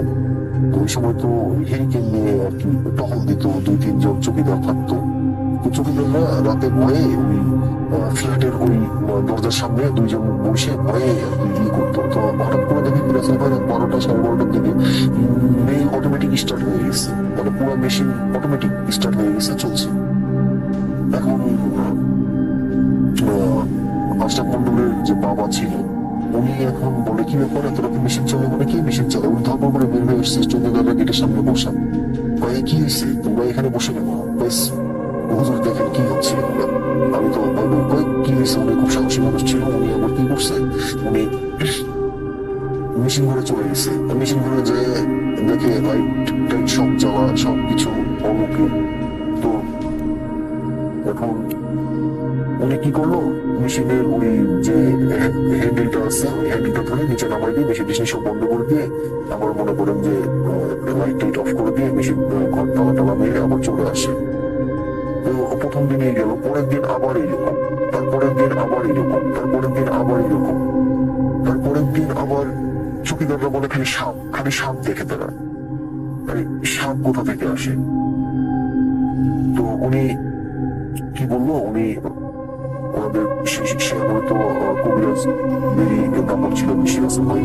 উনি ভালো এবং বড় কিছু কবিরাজের সমাগম হইলো, তাদেরকে ডাকলো বাসায়, খুব খাওয়া দাওয়া আপ্যায়ন করাইলো। করার পরে বলছে যে আসলে আমার একটু বুঝ করেন তো, যে আসলে একটু বুঝেন তো আসলে আমার এখানে কি কোনো সমস্যা আছে কিনা। তো ওনারা অনেক কিছু ধ্যান ট্যান করে ওনাদের রিচুয়াল যেটা করা হয় রাসেল ভাই, ওইটা করার পর তারা ক্যান্সার দিচ্ছে এরকম যে আপনার এই জায়গাটা অনেক একটা অভিশপ্ত একটা জায়গা হয়ে গেছে, এখানে নাক নাগিনী আছে। তো ওইটা তখন নানা বিশ্বাস করলো না। আচ্ছা ঠিক আছে, তাইলে আপনারা হাদিয়া নেন, আসেন আপনারা, ঠিক আছে, সমস্যা আমার হইলে আপনাদের ডাকবো। ঠিক আছে। তো উনি ওখানে ওনাদের উপরে ভরসা না পেয়ে উনি আরেকটা বড় আলেমের কাছে গেছেন। তো আলেমের কাছে যখন যান তখন আলেম বলে যে আপনার এই জায়গাটাতে একটা সমস্যা আছে, সেটা হলো আপনার এখানে খুব শক্তিশালী কিছু জিন আছে যারা নাগনাগিনীর রূপে আপনার এই জায়গাটায় চলাফেরা করে। তো বলতেছে যে আসলে এই জিনিসটা হচ্ছে উপায় না, এই জিনিসটা আসছে যে কোনো একটা কারণে, ঠিক আছে, এটা বলতে পারবো না, তবে তুমি ওইখানে আছে। তবে আপনাদের আমি যা যা রিচুয়াল দিচ্ছি এগুলো করবেন, তাবিজ কিছু দিচ্ছি, এগুলো 4 দিয়ে রাখবেন, ঠিক আছে, আল্লাহ রহমতে কোনো প্রবলেম হবে না। তো তখনকার আমলে একটা কথা প্রচলিত ছিল যে নাক নাগিনী যদি থাকে তাহলে মাথার মধ্যে একটা মণি থাকবে, মাথার মধ্যে মণি থাকবে। তো নানার আবার ওই বিড়ি খাওয়ার অভ্যাস ছিল। তো রাতের বেলা একদিন এগুলো নিয়ে উনি চিন্তা করছেন ছাদের উপরে একাই। চিন্তা করতে করতে ছাদ থেকে বাসার পিছনের দিকে যে জায়গাটাতে বয়লার আছে, বয়লারের ওই দিকে তাকাতেই দেখে দুটো সাপ বেরিয়েছে মাথার মধ্যে মণি। উনি তো এটা নিয়েই চিন্তা করতেছিল। তো এইটা দেখার পরে উনি কি করে বাসা থেকে বল্লম নিয়ে ওই 2 চৌকিদারকে নিয়ে উনি চলে যান। ঠিক আছে, উনি চলে যান, যে অনেক চেষ্টা করে ওই সাপটাকে মাথার মণিটা নিতে পারে নাই, সাপটা পালাই যায়। তারপরে উনি প্রতিদিনই প্রায় খুঁজে পায় না। এক সময় উনি বয়স্ক হয়ে যান। তারপরে আশরাফ মন্ডল বড়ব্বা উনিও ওই জিনিসগুলো সম্পর্কে ওনার বাবার কাছ থেকে জানেন। মিলে তুমি মাঝে মাঝে হঠাৎ করে 1-2 মাস পর দিকে একা রাতে মেল চলে। অদ্ভুত ব্যাপার, কোনো কিছু নাই, একাই মেল চলতেছে, মেশিন একা স্টার্ট হয়ে। তখন তো কারেন্টের মেশিন ছিল না, তখন ছিল মানে হাতল দিয়ে ঘুরায় যে মেশিন গুলো চলে, তখন সেই মেশিন গুলো ছিল। তো এটা কিভাবে সম্ভব, এত শক্তি দিয়ে ঘুরাইতে হয় তারপরে সেই মেশিন স্টার্ট হয়, এটা অটোমেটিক চলতেছে, ব্যাপার কি? তখন আশরাফ মন্ডল বড়ব্বা আবার ডাকলেন কিছু বড় কবিরাজকে, ডাকলেন যে আশরাফ তো একটু দেখেন তো কি সমস্যা আমার এখানে। ওই এইটা কোনোভাবেই কোনো কিছু করা সম্ভব না, আপনি যত কিছুই করবেন সারা জীবন আপনাকে এটা নিয়ে ভুগতে হবে, এটার সঙ্গে আপনি থাকতে একসময় ঠিক হয়ে যাবেন। আর আমি আপনাকে কিছু তাবিজ দিচ্ছি আপনার ফ্যামিলির মানুষজনের জন্য, আপনার বাসা বন্ধ করে দিচ্ছি। বাসার ভিতরে কিছু হবে না, বাসার বাইরে যা কিছু হয়ে যায়, কিন্তু বাসা থেকে কেউ বের হবেন না রাতের বেলা। তো এই আরেকটা মানতে থাকে তারা রাতে বাসার বাইরে কেউ বের হয় না, যারা থাকে সবাই বাসার ভিতরে থাকে।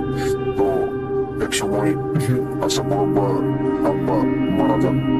তো বলে যায় যে এই নাক নাগিনে মনি আছে, মনি যদি নেশা করা ধন, এটা যদি তোদের কাছে থাকে তো তোদের থেকে শক্তিশালী আর কেউ থাকবে না। তখন এই ভূত চেপে যায় আশরাফ মন্ডল বড় মাথায়, উনি ভাইদের মধ্যে সবার বড়। তো ওনার এই জিনিসটা মাথার ভিতরে থাকে যেটা আছে। তো উনি কি করে, উনি খুব সাহসী মানুষ ছিল। আসলে সাহসী মানুষের পুরুষ তো সাহসী মানুষই হবে রাসেল ভাই। কারণ এখনো পর্যন্ত ওনারা আমাদের পুরো এলাকার মাথা বললেই চলে আর কি। তো যাই হোক রাসেল ভাই, উনি এরকম খোঁজ করতে থাকে। একটা সময় হয় কি, সন্ধ্যার দিকে ওনার মেয়ে যখন অফ করবে তখন দেখে উনি সেই নাক নাগিনী বের হচ্ছে। তো উনি আরো 2-3 জনকে নিয়ে তাদের পিছনে তাড়া করে এই চিপায় ওই চিপায় ঢুকে রাসেল ভাই বিশ্বাস করবেন না, কোনো রকমের নাক, মানে এটা পুরুষ যেটাকে নাক বলা হয় আর কি, এই নাগরে মনে করেন যে মেরে ফেলে, আর নাগিনী পালিয়ে যায়। নাগ যখন মারা যায়, ঠিক আছে, নাগিনী দূর থেকে অনেক করে, কিন্তু সাপের যে মনিটা রাসেল ভাই পায় নাই, ওইটা নাগিনী নিয়ে চলে গেছে। তারপর থেকে ওই এক ওঝাকে আনা হয়, ওঝা আসার বড়ই নাগ এর মনে করি। এখন বড়কে অনেক কিছু জেনে কয় এটা পাই নাই, নাগিনীর কয় সর্বনাশ করছে। আমি তো তারপর হ্যাঁ আমরা আজকে মারা হইতে পারে বলা যায় না, নাগিনী যেহেতু বলাইছে নাককে মেরে ফেললে তাহলে পরে তো আপনাকে তো মেরেই ফেলবে। এখন যান বাঁচানোর ভয়ে এখন বছর কি করতে হবে বলো, আমি সবকিছু নিতে রাখি আছি। কই আপনাকে অনেক সাবধানে থাকতে হবে, এই যে তাবিজ যেগুলো আমি এখানে 7 দিন থাকবো। ওই যে 7 দিন যতদিন মন যেতে পারবো না, 7 দিনের বেশি এখানে আমি থাকবো না। 7 দিনের জন্য আপনাকে আমি রিচুয়াল করে দিয়ে যাবো, আপনি এটা নিয়ে আমল করতে থাকবেন, তাহলে আপনি বাঁচবেন। না কিন্তু যে কোনো সময় আপনাকে মেরে ফেলবে। একটা তাবিজ হাতে বেঁধে দিয়ে যায়, একটা কোমরে বেঁধে দিয়ে যায়। তো হঠাৎ করে একদিন কি হয়, হঠাৎ করে একদিন হাতে তাবিজটা ঠিকই আছে, কিন্তু কোমরে যে তাবিজটা, এই তাবিজটা ছুটে যায়। এই তাবিজটা ছুটে যাওয়ার কারণে তো উনি বুঝতে পারে না, এটা লুঙ্গির সঙ্গে ওনার ওয়াশরুমে পড়ে যায়। তো উনি ওয়াশরুম থেকে বের হয়ে, বাসা থেকে যে বের হয় সন্ধ্যার দিকে, একটু বের হয়েছে, হাঁটাহাঁটি করতেছেন, দেখতেছেন যে কি অবস্থা, কি খবর। ওই চৌকিদারদেরকে ডিউটিতে আসছে ওরা, আসার পরে ওদেরকে সবকিছু বুঝে টুঝে দেয়, চাবিটা ওনাদের কাছ থেকে নিয়ে নেয়, নিয়ে ঠিক বাসার যে সামনে যাবে ওইখানে দাঁড়িয়ে নেই, মনে করেন যে ফোনা তুলে দাঁড়ায় আছে। তো ওনাকে তাড়া করছে যখন, উনি বাসার ভিতরে ঢুকতে দেয়, বাসার ভিতরে ঢুকতে পারে না। তো বাসার গেটের সামনে মনে করো ও ফোনা তুলে আছে, ওকে কোনো রকমই করতে পারে না। তো যখন কোমরে হাত দিয়ে দেখে, কোমরে তাবিজ নেই, কোনো রকম হাতের যে তাবিজটা আছে, এই তাবিজটা যখন সামনের দিকে দেখায়, সামনে একটু করে পিছনে সরে যায় রাসেল ভাই। আসলে এটা সাপ নাকি ওটা আমার জানা নেই, তবে যতটুকু আমি শুনছি আমাকে এইভাবেই বলছে। আমি এটা এই ঘটনাটা সংগ্রহ করছি আমার ওই আশা বড় যে ছেলে, আমার চাচাতো ভাই, ওনার কাছ থেকে, আমি রাসেল ভাইয়ের কাছ থেকে সংগ্রহ করছিলাম ঘটনাটা। উনি আমাকে এইভাবেই বলে, যখন সাপটা এরকম ফোনা তুলে যখন আর ছবল করতে পারে না, তখন কি করে সাপটা তার কান থেকে বিষ ছিটায় দেয় রাসেল ভাই। বিষ ছিটাতে ওই বিষটা ওনার পায়ে পড়ে রাসেল ভাই। যখন ওনার পায়ে পড়ে, উনি পা নিয়ে মনে করেন যে বসে পড়ে। ওই তাবিজের কারণে সাপ আর ওনার কাছে আসতে পারে না। পরবর্তীতে গেট খুলে যখন লোক বের হয়, উনি যখন চিল্লাচিল্লি করে, তখন বাসার জানলা দিয়ে গেট খুলে কেউ বের হয় না, চিল্লাচিল্লি করতে সাপটা তখন ভয়ে পালিয়ে যায়। তখন ওই সাপকে বলল, তারপরে চাকু টাকু এগুলো যখন ছুঁড়ে মারে, ঢিল মারে, তখন ওই সাপটা পালিয়ে যায়। আর ওনাকে বাসায় নিয়ে এসে যখন ওনাকে ওই পায়ের উপরে যখন এই বিষটা পড়ছে, রাসেল ভাই বিশ্বাস করবেন না, ওই জায়গাটা ওনার পুড়ে যায়, পুড়ে কালো হয়ে যায়। পানিটাকে ঢালার পরে ডিম, তবে ডিম ভেঙে দেয় আর কি, মানে পুড়ে গেলে যে সমস্ত প্রাথমিক চিকিৎসাগুলো আছে এগুলো সবই করা হয়। করার পরে তখন তার ওইরকম ডাক্তার ছিল না রাসেল ভাই। আবার সেই কবিরাজকে ডাকিয়ে আনা হয়, যে 7 দিন বসেন ছিল। তো কবিরাজকে ডাকিয়ে আনার পরে কবিরাজ বলে, এটা তো আমার পক্ষে সম্ভব না, এই জিনিস আমার পক্ষে সম্ভব না, এই বিষ আমি কখনো দেখি নাই, এটা অলৌকিক বিষ, ওনার মৃত্যু অবধারিত, আমার কিছু করার নেই বলে উনি চলে যায়। এইভাবে করে আস্তে আস্তে উনি অসুস্থ হয়ে গেছে, এত পরিমাণ অসুস্থ হয়ে যায়, মৃত্যু সজ্জায় চলে যায়। তখন ওই আজমির থেকে যে ফকির বা যে সন্ন্যাসীদের কথা বলেছিলাম রাসেল ভাই, উনি আমাদের বিরামপুরে এসে অনেক মানুষের সমস্যার সমাধান করেছিল। ওই সময়টার কথাই আমি বলছি রাসেল ভাই, যে সময়টার কথা বলছিলাম, ওইটা পরবর্তীতে আপনার 2007 সালে, 2003 কি 4 সালের ঘটনা চলছিল। তখন এরকম ডাক্তার টাক্তার ছিল না আমাদের এলাকার দিকে। ওই কবিরাজ, ওই ফকির বাবা যখন বসে যে লাশ উদ্ধার করে দিছিল, রাসেল ভাই যে ঘটনাটা আমি আগে বলেছিলাম, ওই সেই ফকির বাবা ওনার ওখানেও ডাকা হয়। তো ওই ফকির বাবা যখন ওখানে আসে, ওই ফকির বাবা সবকিছু অটোমেটিকলি ওনাকে বলে যে, তোমরা তো অনেক লোভী মানুষ, তোমার লোভের কারণে আজ এই অবস্থা, তুমি তো, আমি যদি এখানে না আসতাম তাহলে তুমি তো 2-1 দিনের মধ্যেই মারা যেতাম। যাক, আলহামদুলিল্লাহ, আমি যখন আসছি, আল্লাহ যখন আমাকে পাঠাইছে, তোমার হায়াত আছে, আল্লাহ তোমার নেক হায়াত দান করুক, আমি তোমার এই সমস্যার সমাধান করে দেবো। কিন্তু হ্যাঁ, এই অভিশাপ তোমাকে সারা জীবন বয়ে নিয়ে বেড়াতে হবে। ওই এটার মানে বুঝলাম না। মানেটা হইলে এরকম যে, তোমার এই পায়ের বিষ আমি ছেড়ে দিচ্ছি, এই বিষ তোমার শরীরে থাকবে না, কিন্তু এই পায়ে যে তোমার এই দাগটা, এই সারা জীবন এই হাঁটুর নিচ থেকে একদম পা পর্যন্ত যে কালো দাগটা, একদম বিশ্রী যে কালো দাগটা 2 পায়ে, এটা তোমার সারা জীবন থেকে যাবে। যদি এতটুকু মেনে নিতে পারো তাহলে পরে তুমি ভালো থাকবো, বেঁচে থাকবো, আর যদি না পারো তাহলে পরে তুমি মারা যাবে। তো আমি রাজি আছি, আপনি আমার চিকিৎসা করেন। তো ওনাকে চিকিৎসা করে অনেক কিছু টাকা পয়সা দেওয়ার চেষ্টা করছে, কিন্তু উনি 1 টাকা নেয়নি, শুধু 1 গ্লাস পানি খেয়ে চলে গেছে রাসেল ভাই। তো তারপর থেকে উনি সুস্থ। কিন্তু রাসেল ভাই, আজও পর্যন্ত আমার মধ্যে হওয়ার পর থেকে আমি যত মুনির মন্ডলকে চিনি বা আজ পর্যন্ত দেখছি, শীত হোক, বর্ষা হোক, গরম হোক, যেই মানে আবহাওয়া চলুক না কেন রাসেল ভাই, ওনাকে সারা জীবন আমি মোজা পরা দেখছি রাসেল ভাই। উনি কোনোদিন মোজা খোলা অবস্থায় ওনাকে আমি দেখিনি। আমি মানে একটা মানুষ, আপনি আমি সবাই তো মোজা পরি, কিন্তু মানে একটানা 20 বছর কি আপনি মোজা পরে চলতে পারবেন রাসেল ভাই? সম্ভব? তো এই অভিশাপটা উনি হাজি উনিই হচ্ছেন। তো যাই হোক, আল্লাহ ওনাকে মাফ করুন। আল্লাহ লোক, হাজি মানুষ, অনেক ভালো একটা মানুষ। হয়তো মানুষকে আল্লাহ পাক একটা সময় শুধরানোর সময় দেয়। হয়তো আল্লাহ পাক ওনাকে নেক হায়াত দান করুক বা নেক বুদ্ধি দান করেছেন, যার কারণে উনি আজও ভালো আছেন, সুস্থ আছেন। আল্লাহ, আমি ওনার জন্য দোয়া করি। তবে এই রাসেল ভাই, এই 2 নম্বর রাইস মিল নিয়ে যারা আরো অনেক ঘটনা আছে, যারা এখানে মানে কাজ করতো, যারা কাজ করেছে, তারা অনেক ঘটনা ফেস করছে রাসেল ভাই। এই ঘটনাগুলো আমি চেষ্টা করবো আপনাকে পাঠানোর জন্য। Thank you so much. অনেক লম্বা একটা ঘটনা শুনলাম, আমরা জানি না আপনাদের কেমন লেগেছে। যাই হোক, আমি চলে যাবো আমাদের পরবর্তী ঘটনায়। আশা করছি যে এই ঘটনাটি আপনাদের ভালো লাগবে। যদি ভালো লাগে অবশ্যই আমি এটা নিচে পড়ে শোনাবো আপনাদেরকে। আশা করছি ভালো লাগবে। চলুন দেরি না করে আমরা চলে যাই আমাদের পরবর্তী ঘটনায়। যেভাবে লেখা আছে আমি সেভাবে পড়ছি। আসসালামু আলাইকুম রাসেল ভাই, আশা করি ভালো আছেন এবং লিসেনাররাও ভালো আছে। সঙ্গত কারণে আমি আমার নামটি প্রকাশ করছি না। এটি 1995 সালের একটি ঘটনা। ঘটনাটি ঘটে আমার বাবার সাথে। আমি কথা না বাড়িয়ে সরাসরি ঘটনায় চলে যাচ্ছি। সে সময় পুরান ঢাকায় আমাদের নিজেদের 2টি কারখানা ছিল, কিন্তু বাড়ি ছিল ঢাকার ডেমরায়। কারখানা দুটি আমার বাবা আর দাদা দুজন মিলে পরিচালনা করত। মাঝে মাঝে কাজের অর্ডার খুব বেশি থাকলে সব কাজ শেষ করে তাদের বাড়িতে ফিরতে অনেক রাত হয়ে যেত। একদিন কাজ শেষ করতে করতে প্রায় রাত 1টা বেজে যায়। খুব বেশি রাত হয়ে গেলে তারা কারখানাতেই থাকতেন। কিন্তু সেদিন বাবা ঠিক করলেন বাড়িতে চলে আসবেন। সে সময় আমার মায়ের গর্ভে ছিলাম আমি। তাই দাদা নিষেধ সত্ত্বেও বাবা এক প্রকার দাদার কথা না শুনে একাই রওনা দিলেন। বলে রাখা ভালো, সে সময় এখনকার মতো সবকিছু উন্নত ছিল না। অনেক রাস্তায় আলোর ব্যবস্থা ছিল না এবং রাতে কোনো গাড়ি পাওয়া যেত না, ফলে হেঁটেই আসতে হতো। এবং অধিকাংশ রাস্তাঘাট ছিল কাঁচা। বিশেষ করে সে সময় ডেমরা এলাকায় ছিল একদম অজপাড়াগা। রাস্তার চারিদিকে শুধু ধান খেয়ে তার ডোবা নালা ছিল। অনেক দূরে দূরে কিছু বাড়িঘর ছিল। সে সময় নাকি প্রায় সময়ই দাদার বাবা রাতে বাড়িতে ফেরার পথে ধান ক্ষেতের আইলে মানুষের লাশ পড়ে থাকতে দেখত এবং তারা লাশটি নিয়ে আসতো। পরে জানা যেত অন্য কোথাও কাউকে মেরে এখানে ফেলে রেখে গিয়েছে। তো আমার বাবা টর্চ লাইট হাতে হেঁটে আস্তে আস্তে সায়দাবাদ রেল লাইনটা ক্রস করবে।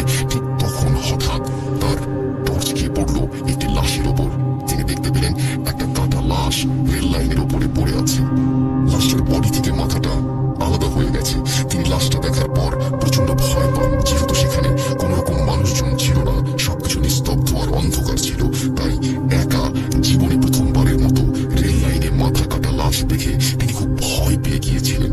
ভয়ে কিছুক্ষণ তিনি থ হয়ে দাঁড়িয়ে থাকার পরে দোয়া কালাম পড়ে আস্তে আস্তে সামনে এগোতে থাকেন।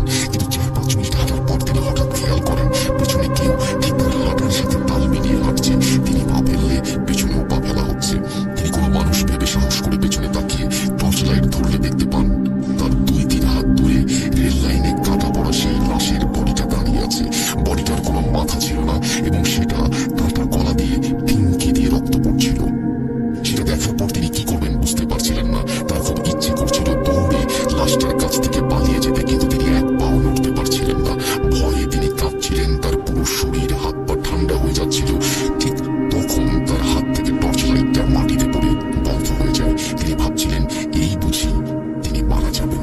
তার শ্বাস নিতে কষ্ট হচ্ছিল, কিন্তু পরক্ষণে নিজেকে সামলে তিনি আল্লাহর নাম নিয়ে শরীরের সব শক্তি দিয়ে খুব জোরে একটা দৌড় দিলেন। দৌড়ানোর সময় তিনি খুব জোরে জোরে দোয়া কালাম পড়ছিলেন। দৌড়াতে দৌড়াতে তিনি যাত্রাবাড়ি চলে আসেন এবং সেখানে একটা লেগুনা দেখতে পান।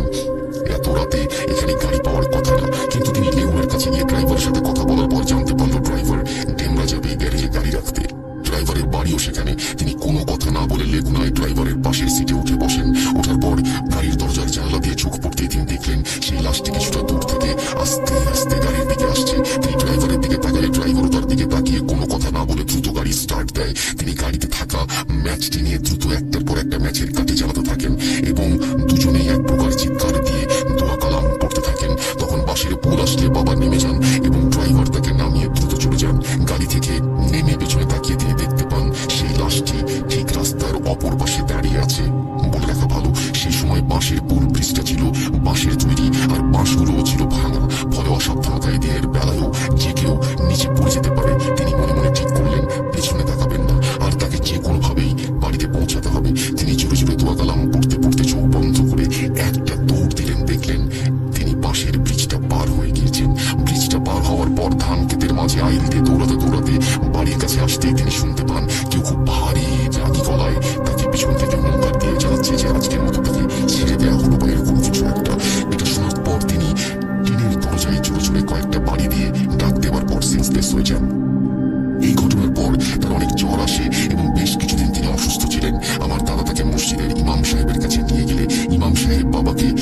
পানি আর তাবিজ দেন, আর রাতের বেলা কখনো আসতে নিষেধ করেন। এই ছিল আমার বাবার সাথে ঘটে যাওয়া সত্য ঘটনা।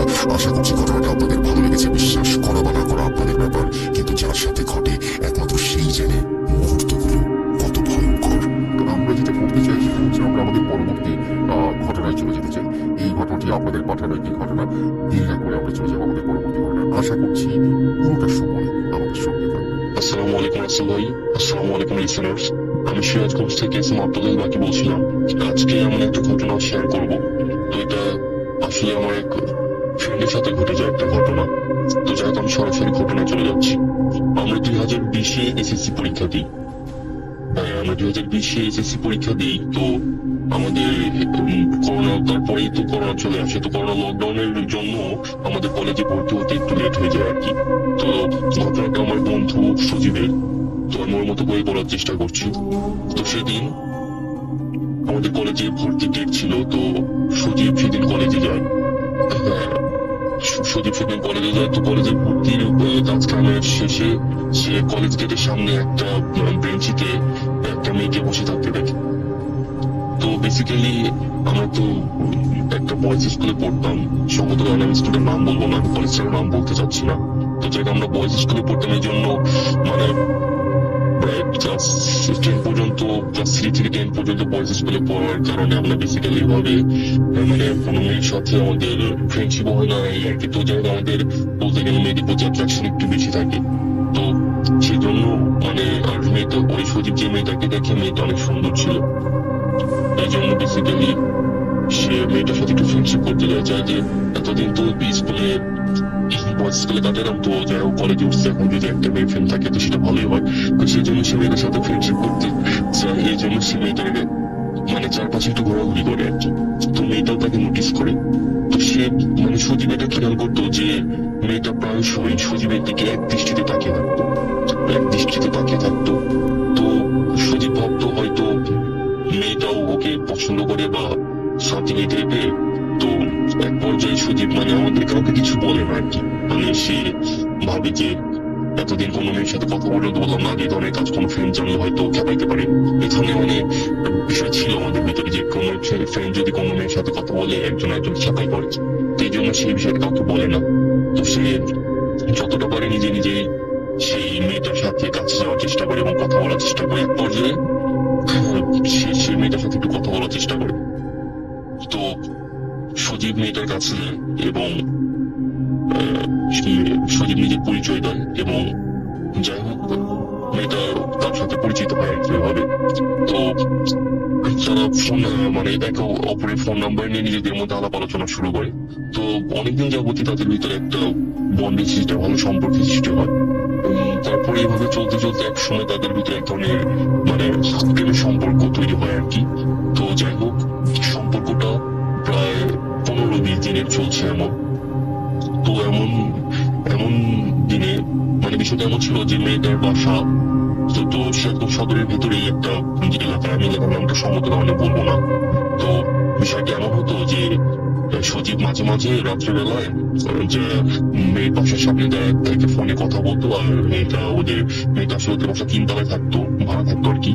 তো ওই 3 তলা বেলকনিতে এসে মানে দুজনকে দেখতে সজীব নিচে দাঁড়িয়ে থাকতো আর মেয়েটা উপরে 3 তলা দাঁড়িয়ে থাকতো বেলকনিতে, দুজনকে দেখে কথা বলতো আর কি। তো একদিন এইভাবে চলতে থাকে, দুজনকে কথা বলতো। তো সজীব হঠাৎ একদিন বলে যে আচ্ছা মানে এমনি আর কি করে বলে যে এবার আমি কথা বলি নিচে, তোমার বাসা নিচে দাঁড়িয়ে থেকে কোনোদিন কি তোমার বাসা যাওয়ার সৌভাগ্য হবে না আমার? তো মেয়েটা বলে হবে, একদিন অবশ্যই হবে, এবং সেই দিনটা খুব একটা দেরি নেই, খুব তাড়াতাড়ি হবে আর কি।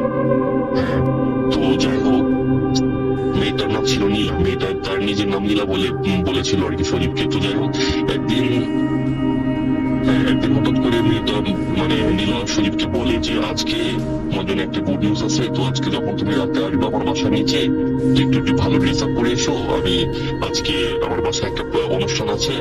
তো আমি বাসায় বলছিলাম বম্মকে, তো আমার একটা ফ্রেন্ড লাগবে, তো আমি চাচ্ছি তুমি আমার বাসায় আসো আজকে। তো সজীব তো অনেক খুশি যে আজকে যাবে বাসায় ফার্স্ট টাইমের জন্য। তো সজীবের ভাবে জিজ্ঞেস করে না যে কিছু অনুষ্ঠান কি ব্যাপার, এগুলো কিছু জিজ্ঞাসা করে নাই। তো যাই হোক সজীব যাবে বলে ঠিক করে। তো অ্যাজ ইউজুয়াল সুদীপ ভালো ড্রেস আপ করে যায়, একা একাই যায়, মানে ওদের বিষয়টা তো অন্য কেউ জানেও না যে জানাবে।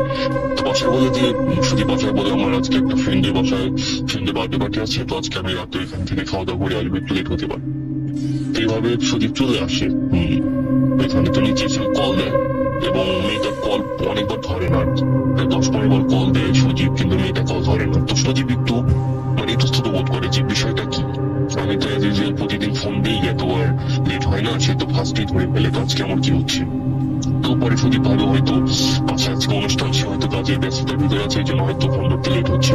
তো একটা পর্যায়ে মানে ফোন তোলে, বাট নীলা না, মানে মেয়েটা ফোন তোলে না, হয়তো মেয়ের মা বা ওই টাইপের কিছু। তো সুদীপ নীলা বলে, সুদীপ ফোনটা কাছে বলে, হ্যালো নীলা। তো পাশ থেকে কেউ কিছু কোনো জবাব মানে ওভাবে নামের জবাবটা না দিয়ে একটা গম্ভীর গলায় বলে তুমি উপরে চলে এসো। মানে সুদীপ তো ওই টাইমে বাসার নিচে দাঁড়িয়েছিল, সুদীপকে মানে একটা গম্ভীর গলায়, একটা মেয়ে গলা মানে মহিলার গলায় আর কি, গম্ভীর গলায় বলে তুমি উপরে চলে এসো। সুদীপ ভাবলো হয়তো নীলা কোনো কাজে বিজি আছে, তো হয়তো ওর মাকে দিয়ে ফোনটা ধরে আমার উপরে যেতে বলতেছে। তো এই জন্য সুদীপ আর কি ফোনটা রেখে উপরে যায়।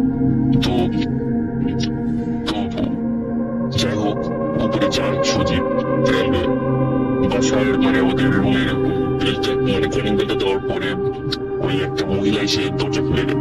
তো মহিলাটা হয়তো কাজের মহিলা ছিল, ওই টাইপের কিছু। তো সুদীপ যখন শুনলো আমাকে বললো যে ও যখন বাসার ভিতরে ঢুকলো, হ্যাঁ, তো বাসার ভিতরে দেখলো মানে লাইক ওটা একটা খ্রিস্টান বাড়ির মতো ছিল আর কি, মানে বাসার দরজার ভিতরে ক্রুশ চিহ্ন, তারপরে সবাই বাসার সবাই মানে কালো রঙের জামা পরে আছে আর কি, কালো রঙের, হ্যাঁ, কালো রঙের জামা পরে আছে। আর একমাত্র নীলাকেই মানে মেয়েটাকে দেখতে মানে বাংলাদেশিদের মতো, তাছাড়া একটা ওদের ওর বাবা মা কেউই দেখতে মানে স্বাভাবিক না, মানে বাংলাদেশিদের মতো না, মানে মানে বিদেশি খ্রিস্টান যারা আছে তাদের যেমন দেখতে সাদা জানা মানুষ আর কি, ওই টাইপের। তো সুদীপ একটু হকচক হয়ে যায় এবং সুদীপ ওই টাইমে বুঝতে পারে যে মেয়েটা হয়তো খ্রিস্টান। তো হয়তো মেয়েটা ওর সাথে মেয়েটাও মানে সুদীপ বোঝার চেষ্টা করে যে মেয়েটা ওর সাথে আর কি করলো, নাকি এতদিন একটা সম্পর্ক, বা মেয়েটা দেখছি খ্রিস্টান, না আসলে কি খ্রিস্টান, নাকি মেয়েটা আমাকে খ্রিস্টান ভাবছিল এই জন্য ওর সাথে সম্পর্ক ছিল, মানে এই ধরনের কথাগুলো সুদীপ ওই টাইম ভাবতে থাকে। তো ভাবতে ভাবতে তো কেউ সুদীপের দিকে অ্যাটেনশন দিচ্ছে না, সুদীপ ভিতরে আসছে, কেউ দেখছে ওর দিকে, শুধু দেখছে যে নীলা এক খাটের উপর বসে আছে আর সুদীপের দিকে এক দৃষ্টিতে তাকায় আছে। তো সুদীপ কাছে যায়, কথাবার্তা বলে, বা নীলা কোনো প্রশ্নের জবাব দিচ্ছে না, কোনো কথা বলতেছে। তো এটা দেখে সুদীপের একটু অস্বাভাবিক লাগে। বেসিক্যালি তখন প্রায় রাত 9:30 মতো বাজে, অস্বাভাবিক লাগে। তো এই টাইমেই আসলে এটা মানে কি বলবো, আল্লাহর রহমত নাকি বুঝলাম না, যে সুদীপের মানে বাসা থেকে ফোন আসে সুদীপের কাছে।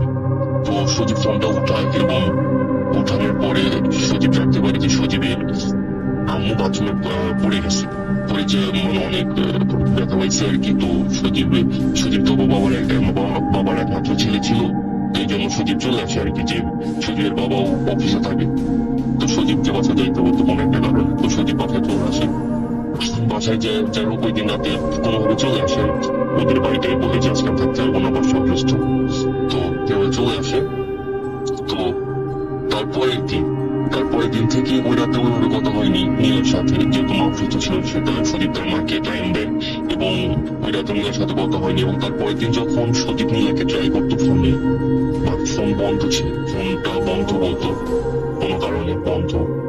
তো 2-3 দিন হবে চলে যায়, ফোন বন্ধ, নীলার ফোন বন্ধ। তো সজীব একটু অবাক হয় যে ফোনটা বন্ধ হলো কেন। সজীব হয়তো ভাবে যে হয়তো ওদের বাসা থেকে অনুষ্ঠানে চলে আসছি, এই জন্য হয়তো রাগ করছে। বাট সজীবও চাচ্ছিল যে সম্পর্কটা আর না জানার জন্য, কারণ সজীব মানে ধরে নিয়েছিল মেয়েটা খ্রিস্টান। তো যাই হোক, সজীব এক পর্যায়ে ঠিক করেছে আজকে ওদের বাসায় নিচে যাবো এবং দেখি ফোন দিয়ে বা ওদের বাসায় যাবো, একবার একটু খোঁজ নিতে যে কেন আমার ফোন ধরছে না। তো এই জন্য সজীব ওদের বাসায় যায়, মানে বাসার নিচে যায় তারা, এবং নিচ থেকে অনেকবার ফোন দেয়। তো ওই টাইমে একটা লোক আসে, তো পাশে হয়তো বাসার পাশেই লোকটার বাসা। তো লোকটা অনেকদিন যাবত সবুজকে নোটিস করছিল ওই জায়গায় দাঁড়িয়ে কথা বলতে। তো লোকটা সজীবের কাছে আসে এবং জিজ্ঞেস করে যে বাবা তোমাকে আমি অনেকদিন যাবতই দেখছি এখানে দাঁড়িয়ে থাকো, ওই বিল্ডিং এর দিকে তাকায় কথা বলো ফোনে, বিষয়টা কি? তো বলে যায় যে আমার এই 3 তলাতে আমার একটা ফ্রেন্ড থাকে, মেয়ে ফ্রেন্ড। তো আমি ওর সাথে কথা বলি আর কি মাঝে মাঝে, আমার ফোন দিলে বা কোনো দরকার হলে নোট দিতে আসে, এই জন্য একটা বলে। তখন ওই লোকটা বলে, কোন মানে কয়তলার কথা বলতেছো তুমি? তো বলছে আমাদের তিনতলা দেখতে ডান পাশের ফ্লোরটাতে থাকে। তো লোকটা একটু হকচকে থাকে, অনেকক্ষণ কথা থাকে সজীবের দিকে। তারপরে বলে, মানে লোকটা হঠাৎ করে বলে যে বাবা ওই বাসায় তো কোনো লোক থাকে না, গত 3 বছর যাবত কোনো লোক থাকে না। তো শুনি বলে যা যোগ, মানে আঙ্কেল কি বলতেছেন, এবার লোক থাকে না? আমি এই বাসায় নীলা নামে একটা মেয়ে থাকে, আমাদের কলেজে পড়ে, কলেজের নাম বলে দিই, কলেজে পড়ে আমাদের সাথে, ভর্তি হইলাম একসাথে। তো আমি রেগুলার এসে কথা বলি ওর সাথে, ওখানে থাকি, রাতের বেলা বেলকনিতে দাঁড়িয়ে থাকি। দেখেন তো রাতের বেলা তো মেল লাইটও জ্বলে এখানে বেলকনিতে, দেখেন না আপনি? তো বলে না তোমার হয়তো কোথাও ভুল হচ্ছে, এ বাসাতে কেউ থাকে না। তবে একটা কাহিনী আছে এখানে। বলে কি কাহিনী? বলে 3 বছর আগে এই বাসাতে একটা খ্রিস্টান ফ্যামিলি ছিল। তো ওই মেয়েটা একটা মুসলিম ছেলের সাথে রিলেশন করার কারণে তোর বাসা থেকে দুইটা মেনে নেবেন, এই জন্য মেয়েটাই বেলকনিতেই মানে ফাঁসি নিয়ে আত্মহত্যা করে আর কি। তো এটা শুনে সবুজ একদম থ হয়ে যায় আর কি, যে বিষয়টা কি হলো। তখন তখন আঙ্কেলটা বলে যে তুমি বাসায় চলে যাও, এখানে আর এসো না, এই জায়গাটা ভালো না, তোমার সাথে হয়তো কিছু খারাপ ঘটছে, আরো বেশি খারাপ কিছু ঘটতে পারে। তো যাই হোক সবুজ একদম হক চলে দেয়। তারপর সবুজ আগের ঘটনাগুলোর সাথে ঘটনাটা একটু মিলানোর ট্রাই করে, যে ওদের বাসায় গেলাম, এরকম খ্রিস্টান সবকিছু দেখলাম, কিছু স্বাভাবিক ছিল, অনেকে কথা বললো না। তারপরে এই ধরনের আবার হঠাৎ করে ওদের ফ্যামিলিতে গায়েব হয়ে যাওয়া নিয়ে আমার ফোন ধরছে না। আবার আঙ্কেলও বলতেছে এভাবে যেখানে একটা খ্রিস্টান ফ্যামিলি 3 বছর আগে একটা মেয়ে আত্মহত্যা করে ফাঁসি নিয়ে। তো সবকিছু মানে বলে সে মিলাতে পারতেছে না কিছু। তো সে বাসায় যায়। তো যাই হোক সজীবের সাথে আমার এক ফ্রেন্ডের ভালো বন্ড ছিল, মানে সজীবও ফ্রেন্ড ও ফ্রেন্ড, তো ওকে ফোন দেয়, বেস্ট ফ্রেন্ড ছিল ওরা। তো তারপরে ওই রাতেও সে ঘটনাটা শেয়ার করে, বাট সজীব বাসায় কাউকে শেয়ার করে না। তো পরবর্তী দিনে সজীব এটা একটা হুজুরের সাথে শেয়ার করে, এবং হুজুর বলে এটা আসলে কারিন নামে কি একটা জিনের কথা বলে, মেবি কারিন ছিল নামটা। তো বলে আসলে একটা মানুষের আমাদের সকলের সাথে নাকি কারিন থাকে। তো ওই মেয়েটার সাথে যে কারিন ছিল, কারিন নামে জিনটা ছিল, তো জিনটা তোমার সাথে এই ধরনের কাজ করছে। তো সজীব অনেক ভয় পেয়ে যায় ঘটনাটা। তারপরে সজীবকে ইমাম সাহেব ঝাড়ফুঁক করে, হুজুরটা ঝাড়ফুঁক করে পাঠায় দেয়। তারপর নেক্সট এই ধরনের ঘটনা ঘটেনি, বাট এখনো মাঝে মাঝে সজীব ওই বছরটার সামনে ব্যস্ত ভয় পায় আর কি, মানে একটু অবাক লাগে। তো যাই হোক তাছাড়া এই ছিল আমার ঘটনা। Welcome back. আশা করছি এই ঘটনাটি আপনাদের ভালো লেগেছে। আমার আরো একটা স্টোরি পড়ার ইচ্ছা আছে এবং আমি সেটা পড়বো। আমি কথা না বাড়িয়ে আরো একটা ছোট্ট স্টোরি আপনাদের পড়ে শোনাবো। আশা করছি যে স্টোরিটাও আপনাদের ভালো লাগে। আমরা চলে যাবো আমাদের পরবর্তী ঘটনায়। আসসালামু আলাইকুম। আমার নাম মোহাম্মদ আবু সাইদ। আমার বাড়ি পাবনা জেলার বাসিরাবাদ নামক জায়গায়। সঙ্গত কারণে আমার পক্ষে সরাসরি গিয়ে ঘটনা বলা সম্ভব না, তাই লিখে পাঠালাম। তো কথা না বাড়িয়ে আমি সরাসরি ঘটনায় চলে যাই। ঘটনাটি ব্ল্যাক ম্যাজিক কেন্দ্রিক একটি সত্য ঘটনা। ঘটনাটি 1980-82 সালের দিকে আমার গ্রাম সম্পর্কে এক চাচা ও তার পরিবারকে কেন্দ্র করে। আমি তার নাম দিলাম রহিম চাচা। আমি এখানে যে নামগুলো বলবো সব ছদ্ম নাম, কারণ এমন সত্যিই রহিম চাচা আমাকে ঘটনাটি প্রকাশের অনুমতি দিয়েছেন। ঘটনাটার শুরুটা অনেকটা এভাবে ঘটে। রহিম চাচার মোট 4 ভাই বোন। রহিম চাচার বড় ভাই আব্দুল গফুর আর ছোট ভাইয়ের নাম বুধু। রহিম চাচা মেজ আর ছোট বোনের নাম জাহানারা। তো রহিম চাচার বাবা ছিলেন অনেক সম্পদের মালিক, 100 থেকে 150 বিঘা জমির মালিক ছিলেন তিনি। ঘটনার সময় রহিম চাচার বাবা খুব অসুস্থ, হয়তো কিছুদিন বাঁচবেন এমন, তাই তিনি মারা যাবার আগে তার সব সম্পদ সন্তানদের মাঝে ভাগ করে দিয়ে যেতে চান। রহিম চাচা সহ তাদের বাকি 2 ভাই তখন বিয়ে করেছে। রহিম চাচার 2 সন্তান আর রহিম চাচার ছোট বোনের তখনও বিয়ে হয়নি। তো রহিম চাচা তার বাবার খুব আদরের ছিলেন। অন্য 2 ভাইয়ের তুলনায় তিনি তার বাবাকেও যথেষ্ট পরিমাণ গুরুত্ব দিতেন এবং সেবা করতেন। রহিম চাচার মা অনেক আগেই মারা গেছেন, তাই বৃদ্ধ বাবা ও বোনের দায়িত্ব তিনিই পালন করেছেন। তার জন্য তার অন্য 2 ভাই বউ ও সন্তান সহ আলাদা থাকে। রহিম চাচার প্রতি তার বাবার একটু বেশি ভালোবাসা ছিল, যার কারণে তিনি তার সম্পদের একটু বেশিরভাগ অংশ রহিম চাচার নামে দিয়ে যেতে চান। কিন্তু এই অতিরিক্ত অংশই যে তার জীবনকে চরম পরিণতির দিকে নিয়ে যাবে সে সম্পর্কে তিনি ভাবতেও পারেননি। রহিম চাচার ভাই 2জন অনেক চেষ্টা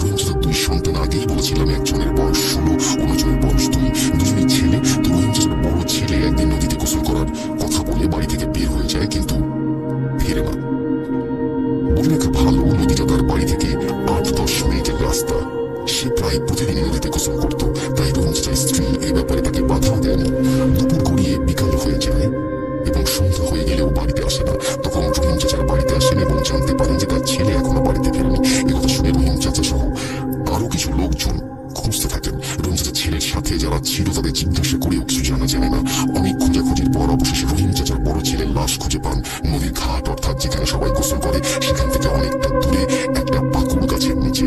কিন্তু সবাই লাশ দেখার পরে অনেক হতভম্ব হয়ে যায়, কারণ লাশের এক পাশ থেকে কিছু মাংস ছিঁড়ে খেয়েছে। অনেকটা শিয়াল বা কোনো হিংস্র প্রাণী মাংস ছিঁড়ে খেলে যেমন হয়, মনে হচ্ছে তার পুরো শরীরে অনেকগুলো নখের দাগ। তাই এই ব্যাপারটা নিয়ে অনেকটা আশ্চর্য হয়েছিল, অবাক হয়েছিল লাশের শরীরটা এভাবে এক পাশ থেকে খেয়েছে কিসে। এই ঘটনার পর রহিম চাচা অনেক ভেঙে পড়েন। রহিম চাচার স্ত্রী সহ তার পরিবারের সব মধ্যে এক সুখের ছায়া নেমে আসে। ছেলের এই মৃত্যু তিনি মেনে নিতে পারেননি। ঘটনাটা এখানে শেষ হলেও পারত, কিন্তু এর চেয়েও ভয়াবহ কিছু তার জন্য অপেক্ষা করছিল। রহিম চাচার বড় ছেলে মারা যাবার মাসখানেক পরে তার ছোট ছেলেকে অনেক চোখে চোখে রাখা হচ্ছিল, যাতে কোনোভাবে সে নদীতে না যেতে পারে। কিন্তু 3-4 মাস পর সব স্বাভাবিক হলে একদিন রহিম চাচা ছোট ছেলেকে নিয়ে রহিম চাচা বাজারে যান। মাঠে কাজ করে বাজারে যেতে যেতেই সন্ধ্যা হয়ে যায়। বাজারে যাওয়ার পর রহিম চাচা তার ছোট ছেলেকে জিলাপি কিনে দেয় এবং ঈশার নামাজ পড়ে বাসায় ফেরে। কিন্তু সবই ঠিক ছিল। হঠাৎ ওই দিন রাতে রহিম চাচা আবারও স্বপ্নে দেখেন এক লোক তাকে বলছে তোর জীবন শেষ হয়ে যাবে। এই লোকটা আর কেউ নয়, সেই লোক যাকে তিনি তার বড় ছেলে মারা যাবার আগে স্বপ্নে দেখেছিলেন। সেই লোকটা বলতে থাকে তোর বড় ছেলেকে খেয়েছি, ছোটটাকেও খাবো। এই ঘটনার পর দিন সকাল থেকে রহিম চাচার ছোট ছেলে হঠাৎ রক্ত বমি শুরু করে দেয়। গায়ে ভীষণ জ্বর ওঠে আর দরজার দিকে তাকিয়ে বলতে থাকে ও আসছে, আমাকে নিতে আসছে, আমাকে যেতে দাও।